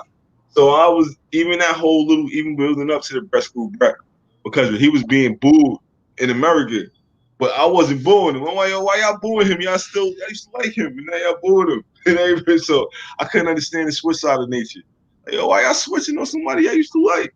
Because remember, they made it so that he was a heel in America, facing Canada. So me as a young kid, I'm like, yo, this is the same dude. He not doing nothing different. Yeah. Oh, this guy, he got to go. He's a Shawn Michaels fan. He got to get out of here. I'm a Shawn Michaels fan too. Oh yeah, I'm getting off here. I gotta go. I gotta put the mic down. Gotta go, son. HBK. I have two favorite wrestlers. I have one A, one B. 1A, Shawn Michaels. 1B, Stone Cold Steve Austin. Okay. That's understandable. Knowing your age. Cool. Yep. Knowing your age, and like those are two of the best. If you're gonna like somebody, I can't see why you would like somebody else. Like before I even knew that I was into technical wrestling, I was into technical wrestling without even knowing it. But I think it's because I like Bret, and his matches was based around that. Like if I would have liked Hogan, I would have probably been into the spectacle of it. But because my favorite was who it was, it kind of altered how I see wrestling. So even from a young age, I was like, oh nah, I don't like that bullshit. I need to see some wrestling. Like, right. And what was the first pay-per-view you ever ordered? I remember my best friend, his father he had a Zapper. Yeah. So we would just always watch him at his. I would always get, like, on Sundays, my mom would make my Sunday dinner, and that would be the only night I get to go. I would go over there and get to come home late and everything. She would let me watch the pay-per-views. The first one she let me order at the house was WrestleMania 15. And if you remember at the time, they had a special where they showed every WrestleMania leading up to it that day. Yeah. So she let me order it in the morning, and I sat in my room and I watched every single one leading up to the fucking WrestleMania. Yeah, all day long. Yep, the WrestleMania all day long. That's the first thing I ever ordered. My mom's let me order that. And I was fucking, I ain't bother her the rest of the year. Nigga. She let me watch. I was sitting there rotating tapes the whole day, because she was at work, so it was in both cable boxes. So one I was taping it, and one I was watching. So taping on one, and then I would go in there and try to rotate the tapes. Like, oh, I gotta make sure I got the tape left. Like, right. And I still got the tapes to this day. I still in my apartment. I still got my tapes. Oh shit. Those all my wrestling tapes, man. I never throw those away because those are classics. Yeah, I bet you, and you know how everything is on the network. I'm sure they edit stuff on the network. Oh, so, yeah, so if I probably look at the old tapes, it might be the same match and it'll be different. They even edit. The tapes would probably be the real versions. Yeah, that's why I didn't really care for the WWE network, because I knew what they was going to do. They was going to edit that first.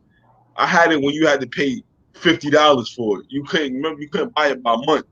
You had to buy it 6 months at a time. Right. I was buying that shit 6 months at a time at first. Like, yo, but this is what you into. Like, that was a real.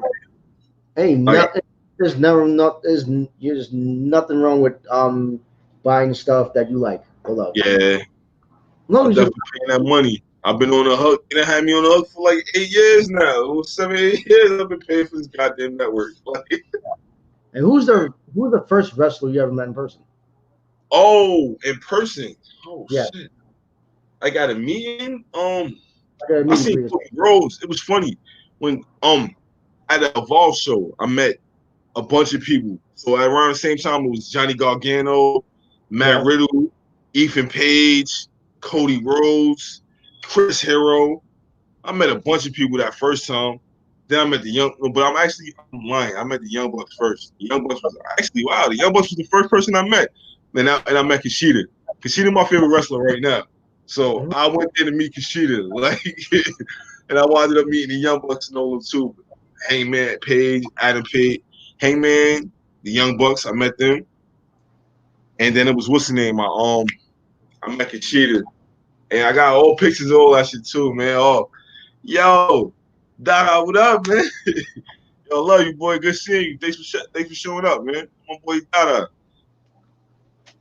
Yeah, the first wrestler I ever met in person was Hulk Hogan. Oh, word? I met him in 2002 at the World in Times Square. I met him the same night that he returned to Madison Square Garden for a house show. Wow. And the only reason why I even got a chance to meet him, was because me and my boy was on a train. And back then, in 2002, the 2 and 3 trains were going local because of what happened on 9/11. So they had local service. But for whatever reason, it went express. So we got there, and we was it was me, him, and a dude behind us. They cut the line after that last dude.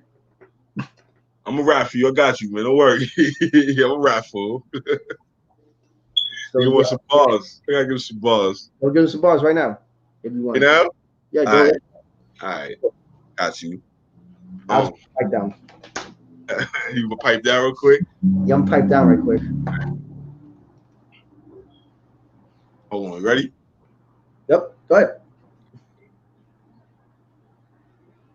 My bad. I'm trying to get it together real quick. Now take your time. Oh, I gave him work without profanity, provided a good image without changing the vanity. Had family and day one brothers abandoned me. Don't ever wonder why I struggle for my sanity. Playing by the rules, just made a man for me. Yo, we about to keep going. Like, I'm ready to get this. So, like, you put me on the spot. All right, let me get it. I don't know, man. I'm gonna get him.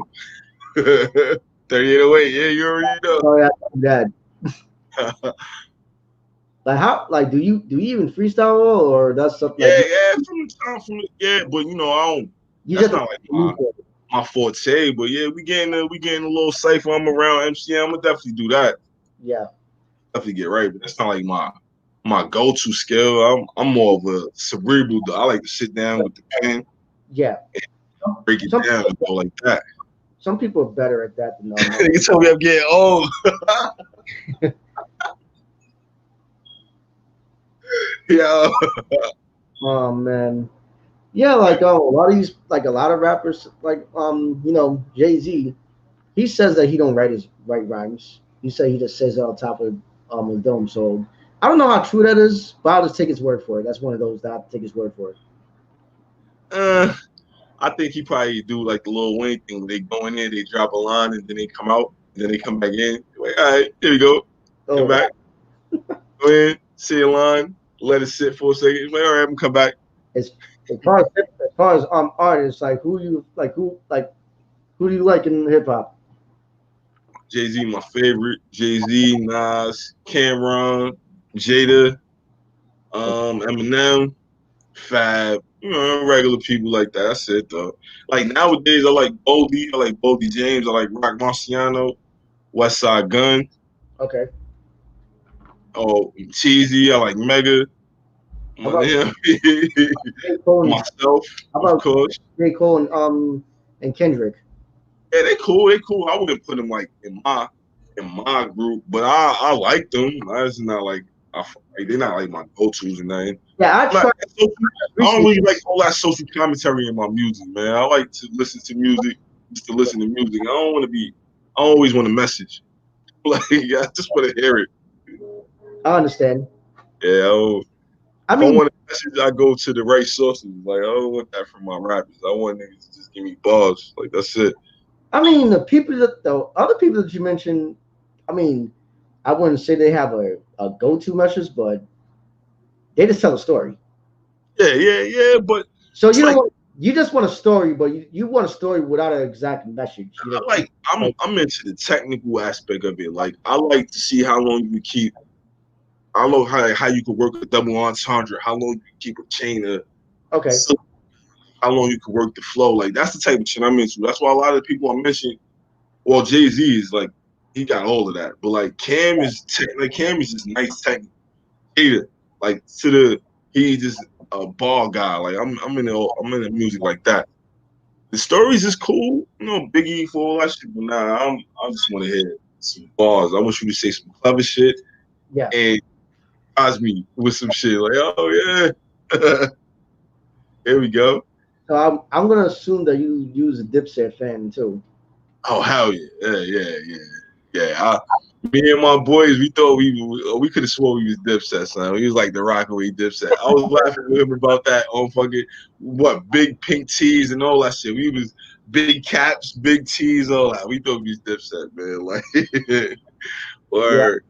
With me, I was more of a Genius fan back then. Oh, okay, all right. Yeah, it was. I guess it was an either or type of thing, right? Yeah, it was like you had one fan base over there, you got the other fan base over there. I mean, it's funny because the funny thing about that is you was closer to the Dips. I was closer to G Unit, but we was like in the opposite. That's true. Yeah. I'm only a bus from Harlem, and you're right near them. I'm right there by G Unit, and I was I was a Dipset dude. You closer to Dipset, you was the G Unit guy. Yeah, that is hilarious. Wow, the irony of that is crazy. Yo, I feel like let me see if Dada, you still in here? Because I feel like I own more bars. I feel like I own some bars for real. Like, go ahead, when you're ready, just let me know. If he's still in here, I'm gonna rap again. Oh, I nigga some bars. Right. Yeah, I'm still looking at that old comment. I don't like that shit. I guess because he couldn't come up with one that quick. I guess. I don't know. I don't like that. We gotta. If he's still in here. Yeah, one of my best friends I went to high school with named Eric. He used to rap. He would have been around your age if he was to still be living. He died right before my graduation. Oh, sorry to hear that, man. I found out 2 days before I was supposed to walk down the aisle. I was like, oh, like I was like devastated about that whole week. But yeah, he used to freestyle. I believe that if he was to still be alive, he would have been discovered by somebody, because he died right before the age of social media. Oh, so yeah, you could have. It was a dude who used to sing from Harlem, like right when social media started. Yeah. I remember, but I think he was like a singer dude. Okay. And I think that he would have been big too. I don't know what happened to him. It's kind of like the same type of situation. Yeah, it's like he passed away in 2008. Yeah. Right. You see, back then it was only MySpace, but Facebook was around, but it didn't get that big until they started to let everybody use it. Oh yeah. It was like colleges at first. Yeah, you needed a college EDU, a college email to even join Facebook. In 2009, that's when they opened it up to everybody, and that's when everybody went to Facebook. And then then Twitter came out in 2009 too. So there you go. That he was lost right before all this came about. So yeah. I guess this whole thing happened for a reason, because remember, he rocks the mic, so but I'm doing it in a different way. I don't do music, but I'm doing it in this way. So maybe I'm just carrying on that hustle for. Yeah, and that's a nice way to think of it. You know what I mean? You embodying something where he don't have, like, we not here to do. You know what I mean? Because I believe that if he would still be here, I would have had him sitting right next to me promoting the stuff. That's what's up. Yep. That's what y'all do. You never forget the people, your day ones. And a lot of times they wind up being angels with you, man. Yeah. Like earlier, somebody I think one of your friends I posted that they know you since the early 90s. It's crazy. Yeah, my boy Tristan. It's the Tom and Jerry story. My boy T, he was playing that Tom and Jerry. I love Tom and Jerry. You talking Yeah. about The NES? Nah, oh, for the NES, son. oh Like, shit. word. But That's the yeah, only thing I remember about that sleepover is we played Tom and Jerry, son. That's it. That's my guy. I used to go over there like when we was in junior high school. We used to play basketball out there and all that shit like that. Yeah, man. yes, sir. Yeah, it's like it's always good to keep it. I'm happy for the opportunity. Happy to be back. Got some shit coming, man. That's it. Straight Oh, work. what do you have coming? I know you said you was trying to do a video shoot. When you gonna do that? Yeah, we gonna link up. I'm coming out there either the last week of September or the first week of October. We out there. We out to get this footage. But I don't really want to disclose the location, but I'm gonna know we talked about it already. Yeah, we already talked about location. You know, Yeah, but that's where we coming out there to get that footage. yeah. But the video and song will be out mid-October. I'm still trying to let Messiah Complex do the numbers it's doing because I don't want to step all over it. I want to let it keep doing it, let it keep growing, and then hit them with the next song. But I'll tell you the name of it. It's the Ray Ray. The next song is Ray Ray. Mm-hmm. So you could take R-E-Y. So you could try to grab from there what you want. But yeah, it's coming, son. Like next song is on the way. It's already recorded, ready to go. Let me ask you something, because I always wanted to ask an artist this, because I think videos. How come? Like, do you? Not that I'm forcing you to tell me to disclose the location. Well, Yeah. tell me the location because you already told me already. Huh? The artist, why do you not tell people early? Do you want people to be surprised when they see it? What as far as the song? As far as the location of the video. Oh well, yeah. Like I know it could probably look better, but maybe some people do. I'm just real private, like with how I like to move. I don't like to talk. I just like to do it. So I understand. I'm like, oh yeah, I'm gonna do this. I'm gonna do that. And it's a lot of that. With this, I just like, nah. I tell the people on a need to know basis, like, excuse me, like the people I need to know to help me get it done. I disclose it to them. But you want people to be surprised. Yeah, it's like a surprise. You see it, like, because if you don't know the direction of something, and then you be more inclined to tune in and see where I'm going with it. And then if you don't know, and I go somewhere, you like, oh shit, let me watch this again. But if it's just if you're expecting it to come, and then you see exactly what you expect, you're like, oh, what was that? Like, I knew it was coming already. Yeah, you know what? That's the answer I was actually looking for. Because people be like, I see people like they'll say, I'm doing a location, a video. I'm doing a video, but they're not gonna exactly disclose location. But if you're from that location, you know exactly where it's at, type shit. So I kind of understand why you would rather not say anything, and it's best to keep it in private because nobody needs to know exactly what you're gonna do. Nah. It won't be, because when they finally see it, it won't be a surprise. The element of surprise won't be there. Yeah, I want it to be like a ride. Like clearly, when you get further along, when I get further along, and I got like more of that core fan base, then yeah, I'll let y'all see that. And then maybe it's like a Patreon, you give some shit just for them, like to get the sneak peeks. Yeah. At the time, if they really that invested, you have it so where they could get that. But if not, you gotta wait like everybody else. Wait, it's coming. You in the meantime, run Messiah Complex up. You want to hear me? Run that up. Run my old shit up. You got enough of it. And that was my main thing coming back around. Like before, I would have dropped anything. Like I was dropping songs all the time, every week. Sometimes more than one song a week. But it wasn't giving them no time to breathe. So now, like you might see one release and you just might be tired of hearing somebody. Like, yo, goddamn, how much songs you gonna drop? I don't want to hear this one. And it might be something they might actually like, but you're gonna skip it. Because then you're like, yo, they tired of you. It's fatigue. I feel like my audience had a little bit of fatigue. Like I was killing them. And I was on top of them all the time. Like 20 straight weeks. That's like 2 projects in a row. Like, and that's not counting And in between that, I was dropping projects too. So it was like, that's a lot of work. Yeah. I just want to do it right because I got an album coming out in December.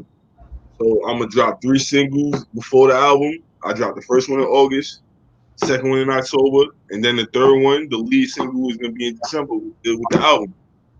Do you know exactly what date in December? Nah, but I'm thinking somewhere in the middle. Okay. I'm thinking somewhere in the middle before Christmas. Like, I don't want to wait. I don't want to do it like during Christmas. My birthday is in December, by the way. When? December 27th. Oh, you was a late Christmas gift, early New Year's gift. My parents, yeah. So that's Capricorn, right? No, yeah, I'm a Capricorn. Yeah, it's a Capricorn. All right. Yeah, like that's how. Like 2 of my best friends is Capricorn. One is born the 5th. That's just crazy. Yeah, my younger brother's a Capricorn. Oh, the one that you were saying was in and out? Yeah, the one that's been the one that's doing time right now. Yeah, he's a Capricorn. In fact, I'm a year and a week older than him. Oh, y'all almost Irish twins. Yeah. Yeah, because I was born at the end of '87. He was born in the beginning of '89. So. Yeah, y'all basically Irish twins. Yeah.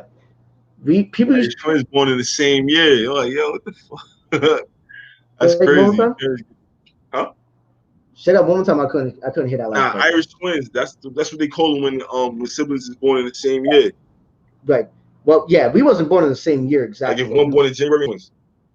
No, I was born in December. His birthday is about a year and 6 days. Yeah, so y'all not quite Irish twins, but y'all got that year in between. Anything less than a year, y'all would have been Irish. Mm-hmm. Irish. Oh my God. My girl over there sleep. Knocked out. Yeah. I forgot what I was gonna say next. I'm fried. But yeah, like that's how you have to do with your music. Like the best stuff comes when you keep it close to the vest. I feel like I was just freestyle, like I was just like going off the cuff too much. So now I need to be more deliberate. Yeah. And I'm noticing the difference because like normally, so Messiah Complex been out for like three weeks, going on 4 weeks. Okay. It did good number. It did 200 views the first 3 weeks. It did 200 views. Yeah. Right now I'm at 420. So that means since Sunday I had 200. I doubled the amount of views I had in a couple days off of the video. So I'm like, yo, before I wouldn't have got that because I just rushed to put out another song instead of letting it organically grow. Like so now the people that got it, now the people that's fucking with it, they're going back to it because it's something that they connected to. Yeah. So whatever reason it connected with people, and they going back and they running the numbers up. But that wouldn't have happened if I wouldn't have kept pushing it.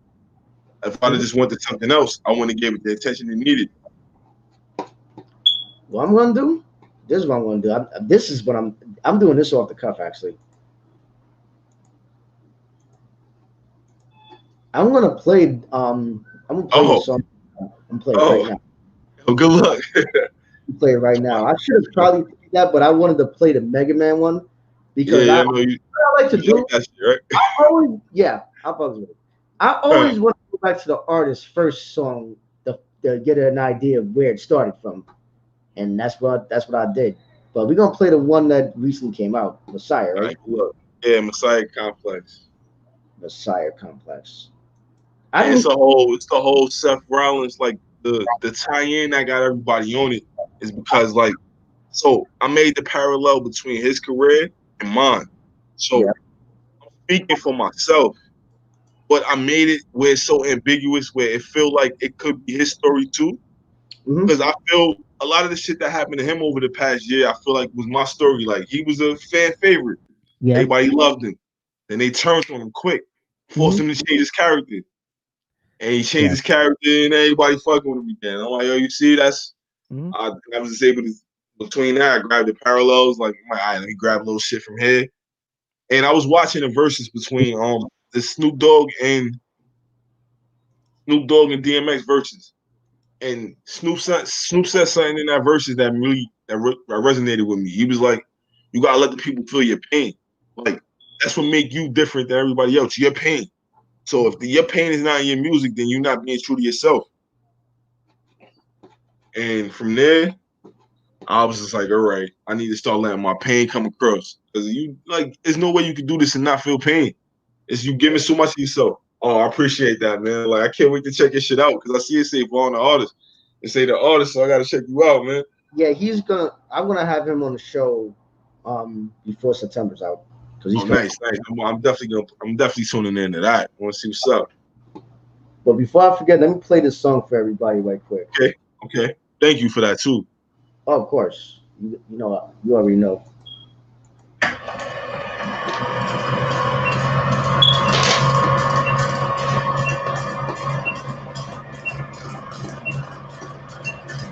Oh, yeah. Oh, I still can't get over that. So tell me, what is good enough for you people? What is good enough for you? What do you want from me? I've been asking myself that for a long time now. Somewhere along the way, it all went wrong, and I'm trying to figure out why. Yo, I used to burn it down, but they didn't appreciate the fire now. Back to make them bow at the feet of their Messiah. Through these speakers, how I preach it to the choir. After all these sacrifices, it's the time for me to reach what I desire. The brass ring is the beacon. I've completed what's required. Had to seek to be inspired just to heat up all these liars. Gain knowledge off the lessons of the highest. So is it a Messiah complex or the complex of a Messiah? As time goes by, and I fall and anything you ever heard of my demise was a lie. Felt the drop, motivated and revived, just to rise. I respected as the guy off the vibes I provide. Got reborn as a Messiah. I ain't studied for the title. I'm an idol. It's nothing to make your buddy a disciple. And I always had the heart to break. I'll build the masterpieces, hidden name mark with all this art. I'm like an architect. You feel the soul in my speech like a preacher's verse. In the booth, curb stomping beats till my sneakers burst. Flowing with the preacher's dirt, tried to fade away in peace, but it wasn't sitting right. Now I'm back releasing bird. It's straighted. I made my name up in the chopper. So if I'm not the king, then I'm aiming for his armor. Here corner, cause it's time I got back where I belong. Been the best at wrestling, rapping on these songs all along. I used to burn it down, but they didn't appreciate the fire now. Back to make them bow at the feet of their Messiah. Through these speakers, how I preach it to the choir. After all these sacrifices, it's the time for me to reach what I desire. The brass ring is the beacon. I've completed what's required. Had to seek to be inspired just to heat up all these liars. Gain out both the lessons of the highest. So is it a Messiah complex or the complex of a Messiah? Freedom. Whoever gorilla pressing quotes, twisting the claw up in this session. Let me catch the smoke, striving for perfection, not accepting close. So I'm executing like Brett, straight finessing from the second approach. Wrote this whole record with a self-approach. Modified the method up, adding to the effort after checking notes. Knowing clever boasts, bring the cheddar close. So I transformed into the man, like Becky in a leather coat. Flair flow, second nature figure eight. I'm a wrestling bar role model when niggas hate it, ready headed to the base. Bring the boss in, a horseman who theories gon' last a lot longer than Austin's. Cause I was on pause, now I'm back for all the portions. Try to put some plaques up on the wall. I ain't rapping for applause, man. I'm just wrecking it superb to finally get the respect that I deserve. I used to burn it down, but they ain't appreciate the fire now. Back to make them bow at the feet of their Messiah. Through these speakers, how I preach it to the choir. After all these sacrifices, it's the time for me to reach what I desire. The brass ring is the beacon. I've completed what's required. Had to seek to be inspired just to heat up all these liars. Gain knowledge off the lessons of the highest. So is it a Messiah complex or the complex of a Messiah? Yeah, man. Surprise. I don't know about none of that other shit, man. I just here to make my daughter proud, man. That's it. Free. I know what it is.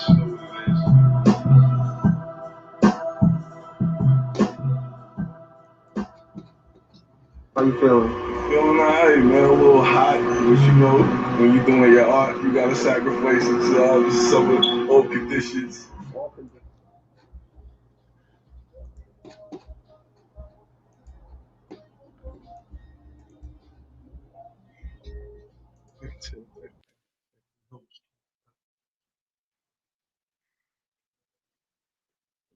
Wow.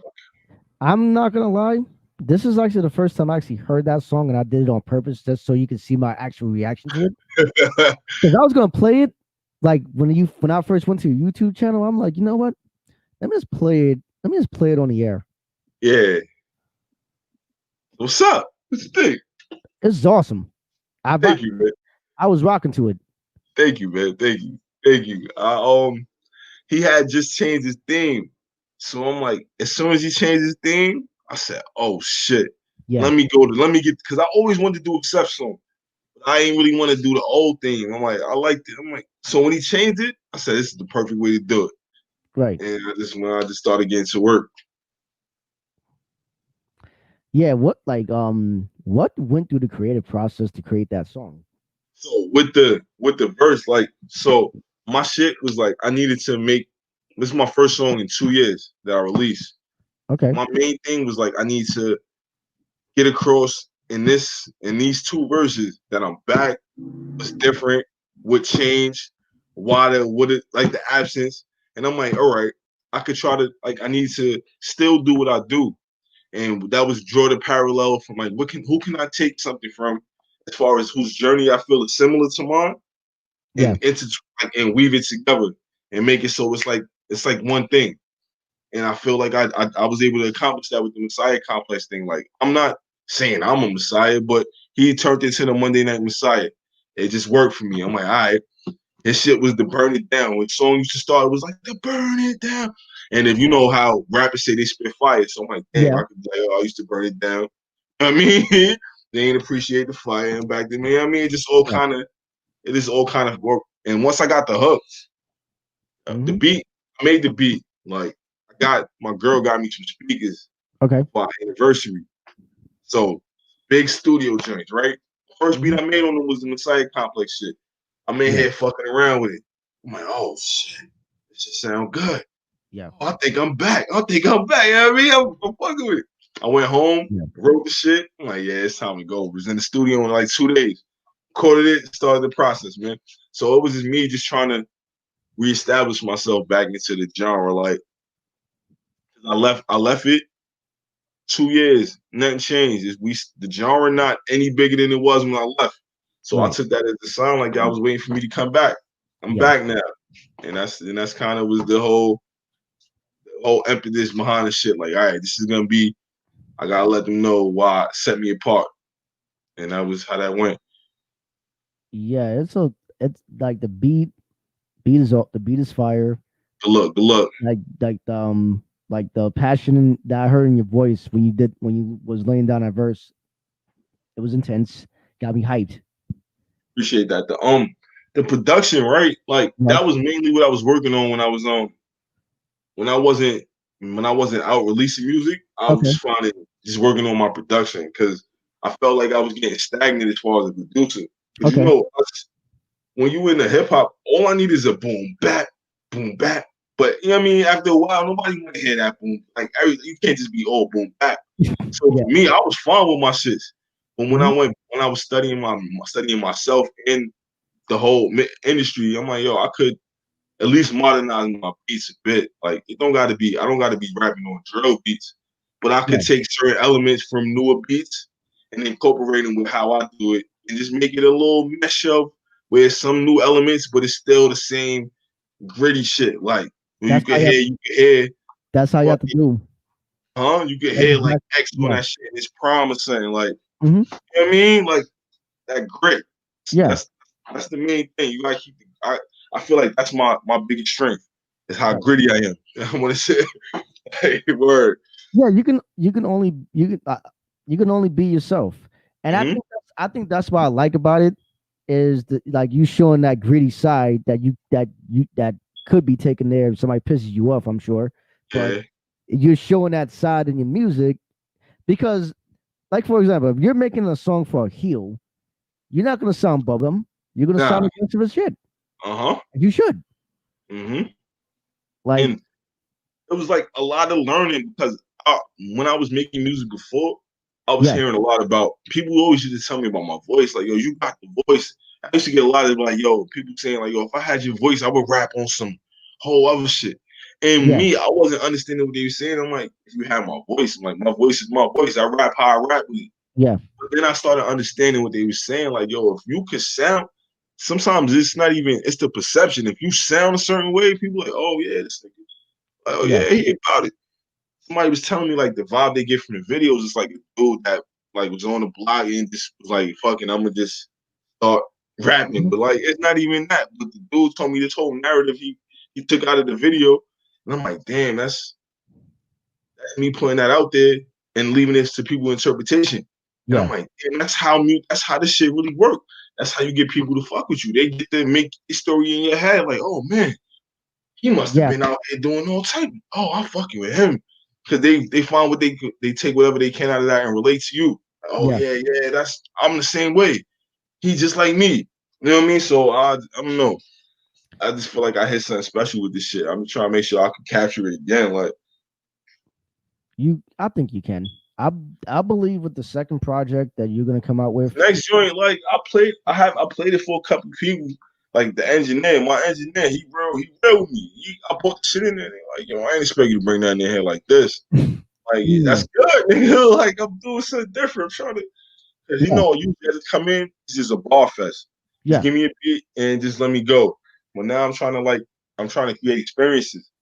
Get people what I like in music. I wasn't always doing that because I like bars, but then I like to feel like I'm going for a ride. You know, I feel like I took people for a ride with this last joint. Yeah.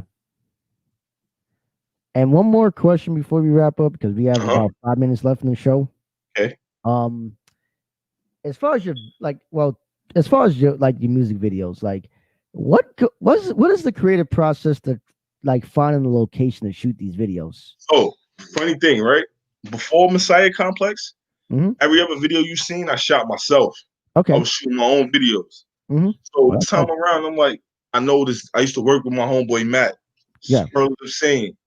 He do all his tags is in the video and shit. Like, we used to work together. He's younger than me, but like, he came when we worked together. He was just an artist, right? And I had my studio and shit. So he came to my studio. We worked together before. I had him sing on the hook for me and all that. So he came to my crib. We built. We wanted to build a connection.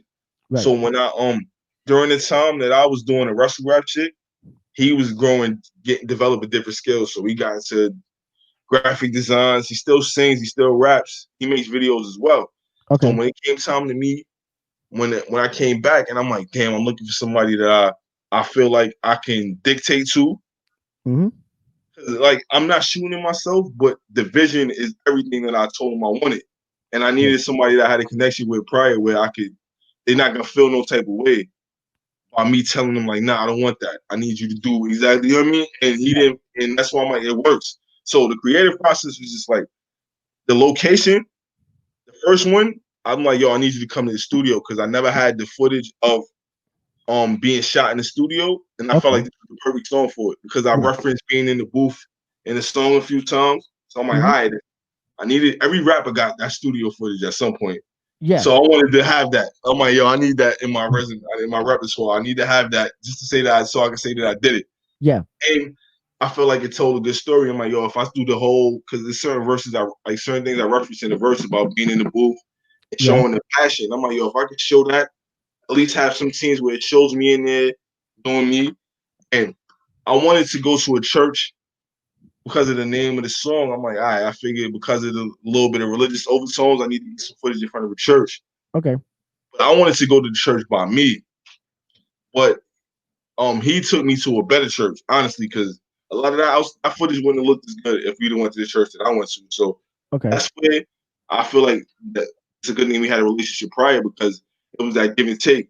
Because I'm like, yo, I think we should go here. He like, no, trust me, bro. We're going to go to this one. It's going to be a lot better.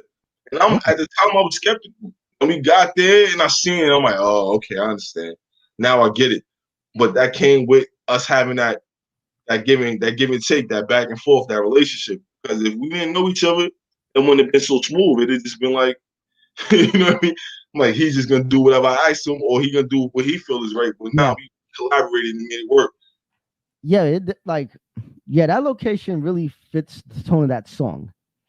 Yeah, I wanted the church but I don't think it would have worked as well if we didn't go to that exact church, honestly. Yeah, It's like they had like the lighting and everything just worked. And it doesn't look, and I didn't know that, like, it doesn't look like a traditional church. That's probably why he wanted to shoot it there. It might have made, I'm gonna ask him because he had that, like when I told him what I wanted, I'm like, yo, I need that. I need to be going in front of the church. Like that's why we had the whole thing where I'm on the steps in front of it. Because it's like with the vocal shit, it's like it's a journey. Yeah. But I had to get to the point. That's why the talking in the beginning of the song is basically the summation of the last 2 years. Like, tell me, what can I do for you? What do you people want from me? You know what I mean? Like, it's the summation of what I was feeling, the frustration. So when the verse started, it's like, yo, I used to burn it down. But you know what I mean? It's like right into it. The talking got rid of all that for me. So that's me on my knees. I mean, me like meditating basically. Like, all right, what I need to do. And then it's like I look up at the end, like, yo, they're like, all right, it's time to get to work. Like, I know what I got to do. It's time to go. Yeah, you see how you wanted to incorporate what's in the video, like what the visual of what you was rapping about. Because I feel like that's where a lot of these music videos from these mainstream artists, I feel like that's where it felt they hit their mark. A lot of these videos that be coming out as of late, even before, like I'll say 2004 or 5. That's when that started to happen. They stopped losing that creative thing. Like, and I stopped watching music videos at that time. You know when that was? That's that BET Uncut shit. Yeah. When Tip Drill hit and all that shit, that kind of changed the direction of videos. They're like, all right, we don't need a concept. We can just put a bunch of asses and shit here. Let's go. Like none of the shit that's in the video has anything to do with the song. That's why I stopped listening. That's why I stopped watching videos. Because if you remember before that, we was getting epics. We was getting Diddy was doing movies before every video. Yeah. Like now, like, you know, I can only watch a few artist videos that's mainstream, like Eminem. I'm sorry, the video of forgot the name of that song. I love that song. I listen to it like every other day. Is it recent? It came off his latest Venom? album. Huh? Not Venom. Venom? No, the song that he Darkness. Okay, all right. He did a reenactment to that Vegas shooting. Now I heard the song first. I heard the audio first. Yeah. I understood it, but I'm like, okay, what is he exactly talking about? Then I saw the video and I'm like, I get it. Everything came together. It's like synergy. Yes, everything came together. So that I feel like that's what's missing in music videos today. The visual doesn't match with the verses. So I like how you wanted like you in the studio because you mentioned the booth. That makes sense. Yeah, you mentioned a church. You was praying in front of one. That makes sense. Yeah. It was like, and that's the level of detail that I feel like I bring to it because I got a hand in every single step of the process. Right. So I'm able to steer it. Like the beat, everything. The beat was made with that intention. Like with the churchy vibes. Everything was, I had a hand in how I wanted everything to go. And I feel like my goal and my job is to get what's in here as close to like what everybody else see. Is to translate it and make it as close to what I see in my head. Yeah. And I can't hear me. And I'm glad I got somebody that can help me work with that. Like that's not the first step. The visuals is the last step because you still gotta have the song and everything. So yes, of course. I gotta make sure I have my job done before I get it to the video dude. Like, because he can't only work with what you give him to work with. If it was on some drill beat and we could have had the same visuals and everything, and it wouldn't have had the same feeling. Yeah. But because everything was it was deliberate. I think it all worked the way it did.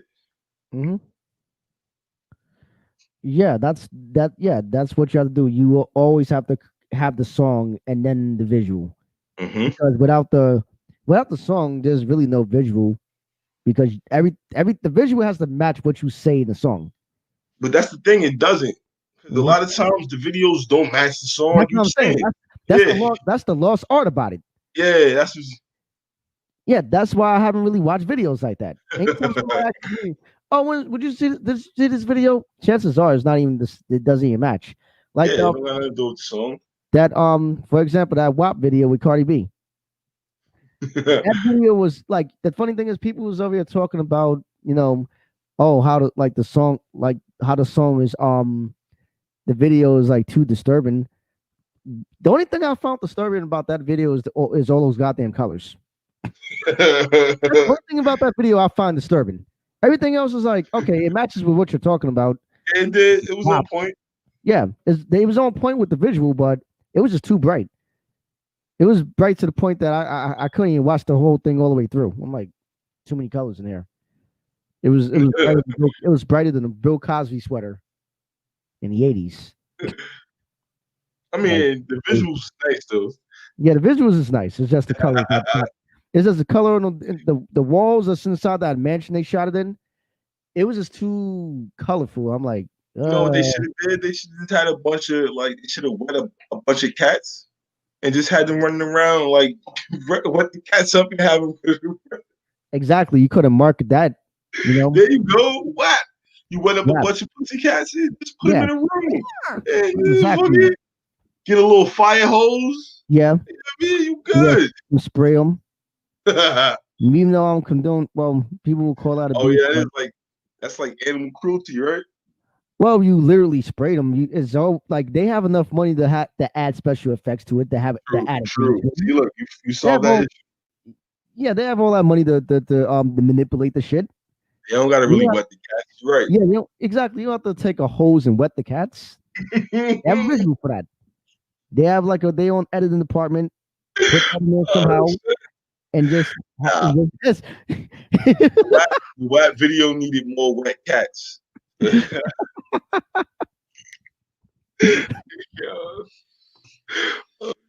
Oh man, but it's been a pleasure having you on this show. Man, this has been. It don't even seem like we've been talking as long as we've been talking. That's the point. I wanted to. This is what I wanted to be like. I wanted to be an actual great host, man. You good at what you do, man. I appreciate it coming from you. Give you like when to ask, and then he was knowing when to let me just go too. You like, all right, you know when to rein it in. You let me. I mean, that's what's up. That's an experience right there. Yeah, because at the end of the day, it's my show. If I'm doing an interview, I mean, it's called the William Green Experience, but at the same time, if I have a guest on here, I try to make it about them as much as possible. So I like for them to speak and tell me a lot more about themselves, and also the creativity as far as like what goes into it as far as their craft. I just want you to communicate that to the listeners, and the viewers that's on here. That's what it's all about. That's exactly what it's all about. I'm pleased with how this went, man. It was really good, man. Yes, sir. And where can people find you? Even though I have a ticker across the screen. Yeah, I have people just listening. Yeah, I just made sure last week or so I got everything is the same now. So you can just follow me every place the same: Twitter, IG, TikTok, all that. Rated R8edR _. So it's R8edR _ on all social medias now. I wanted to make sure everything was one thing. So yeah, you just follow me there, and I can show you wherever you need to go from there. And if you're watching on YouTube right now or whatever, or my Facebook page, you'll see it across the bottom of the screen, the ticker right there. Yeah. So thank you all for listening. You have a good night. You've been listening to the William Green Experience right here with Radio or right here on YouTube. It's Speaker Radio. Y'all have a good night.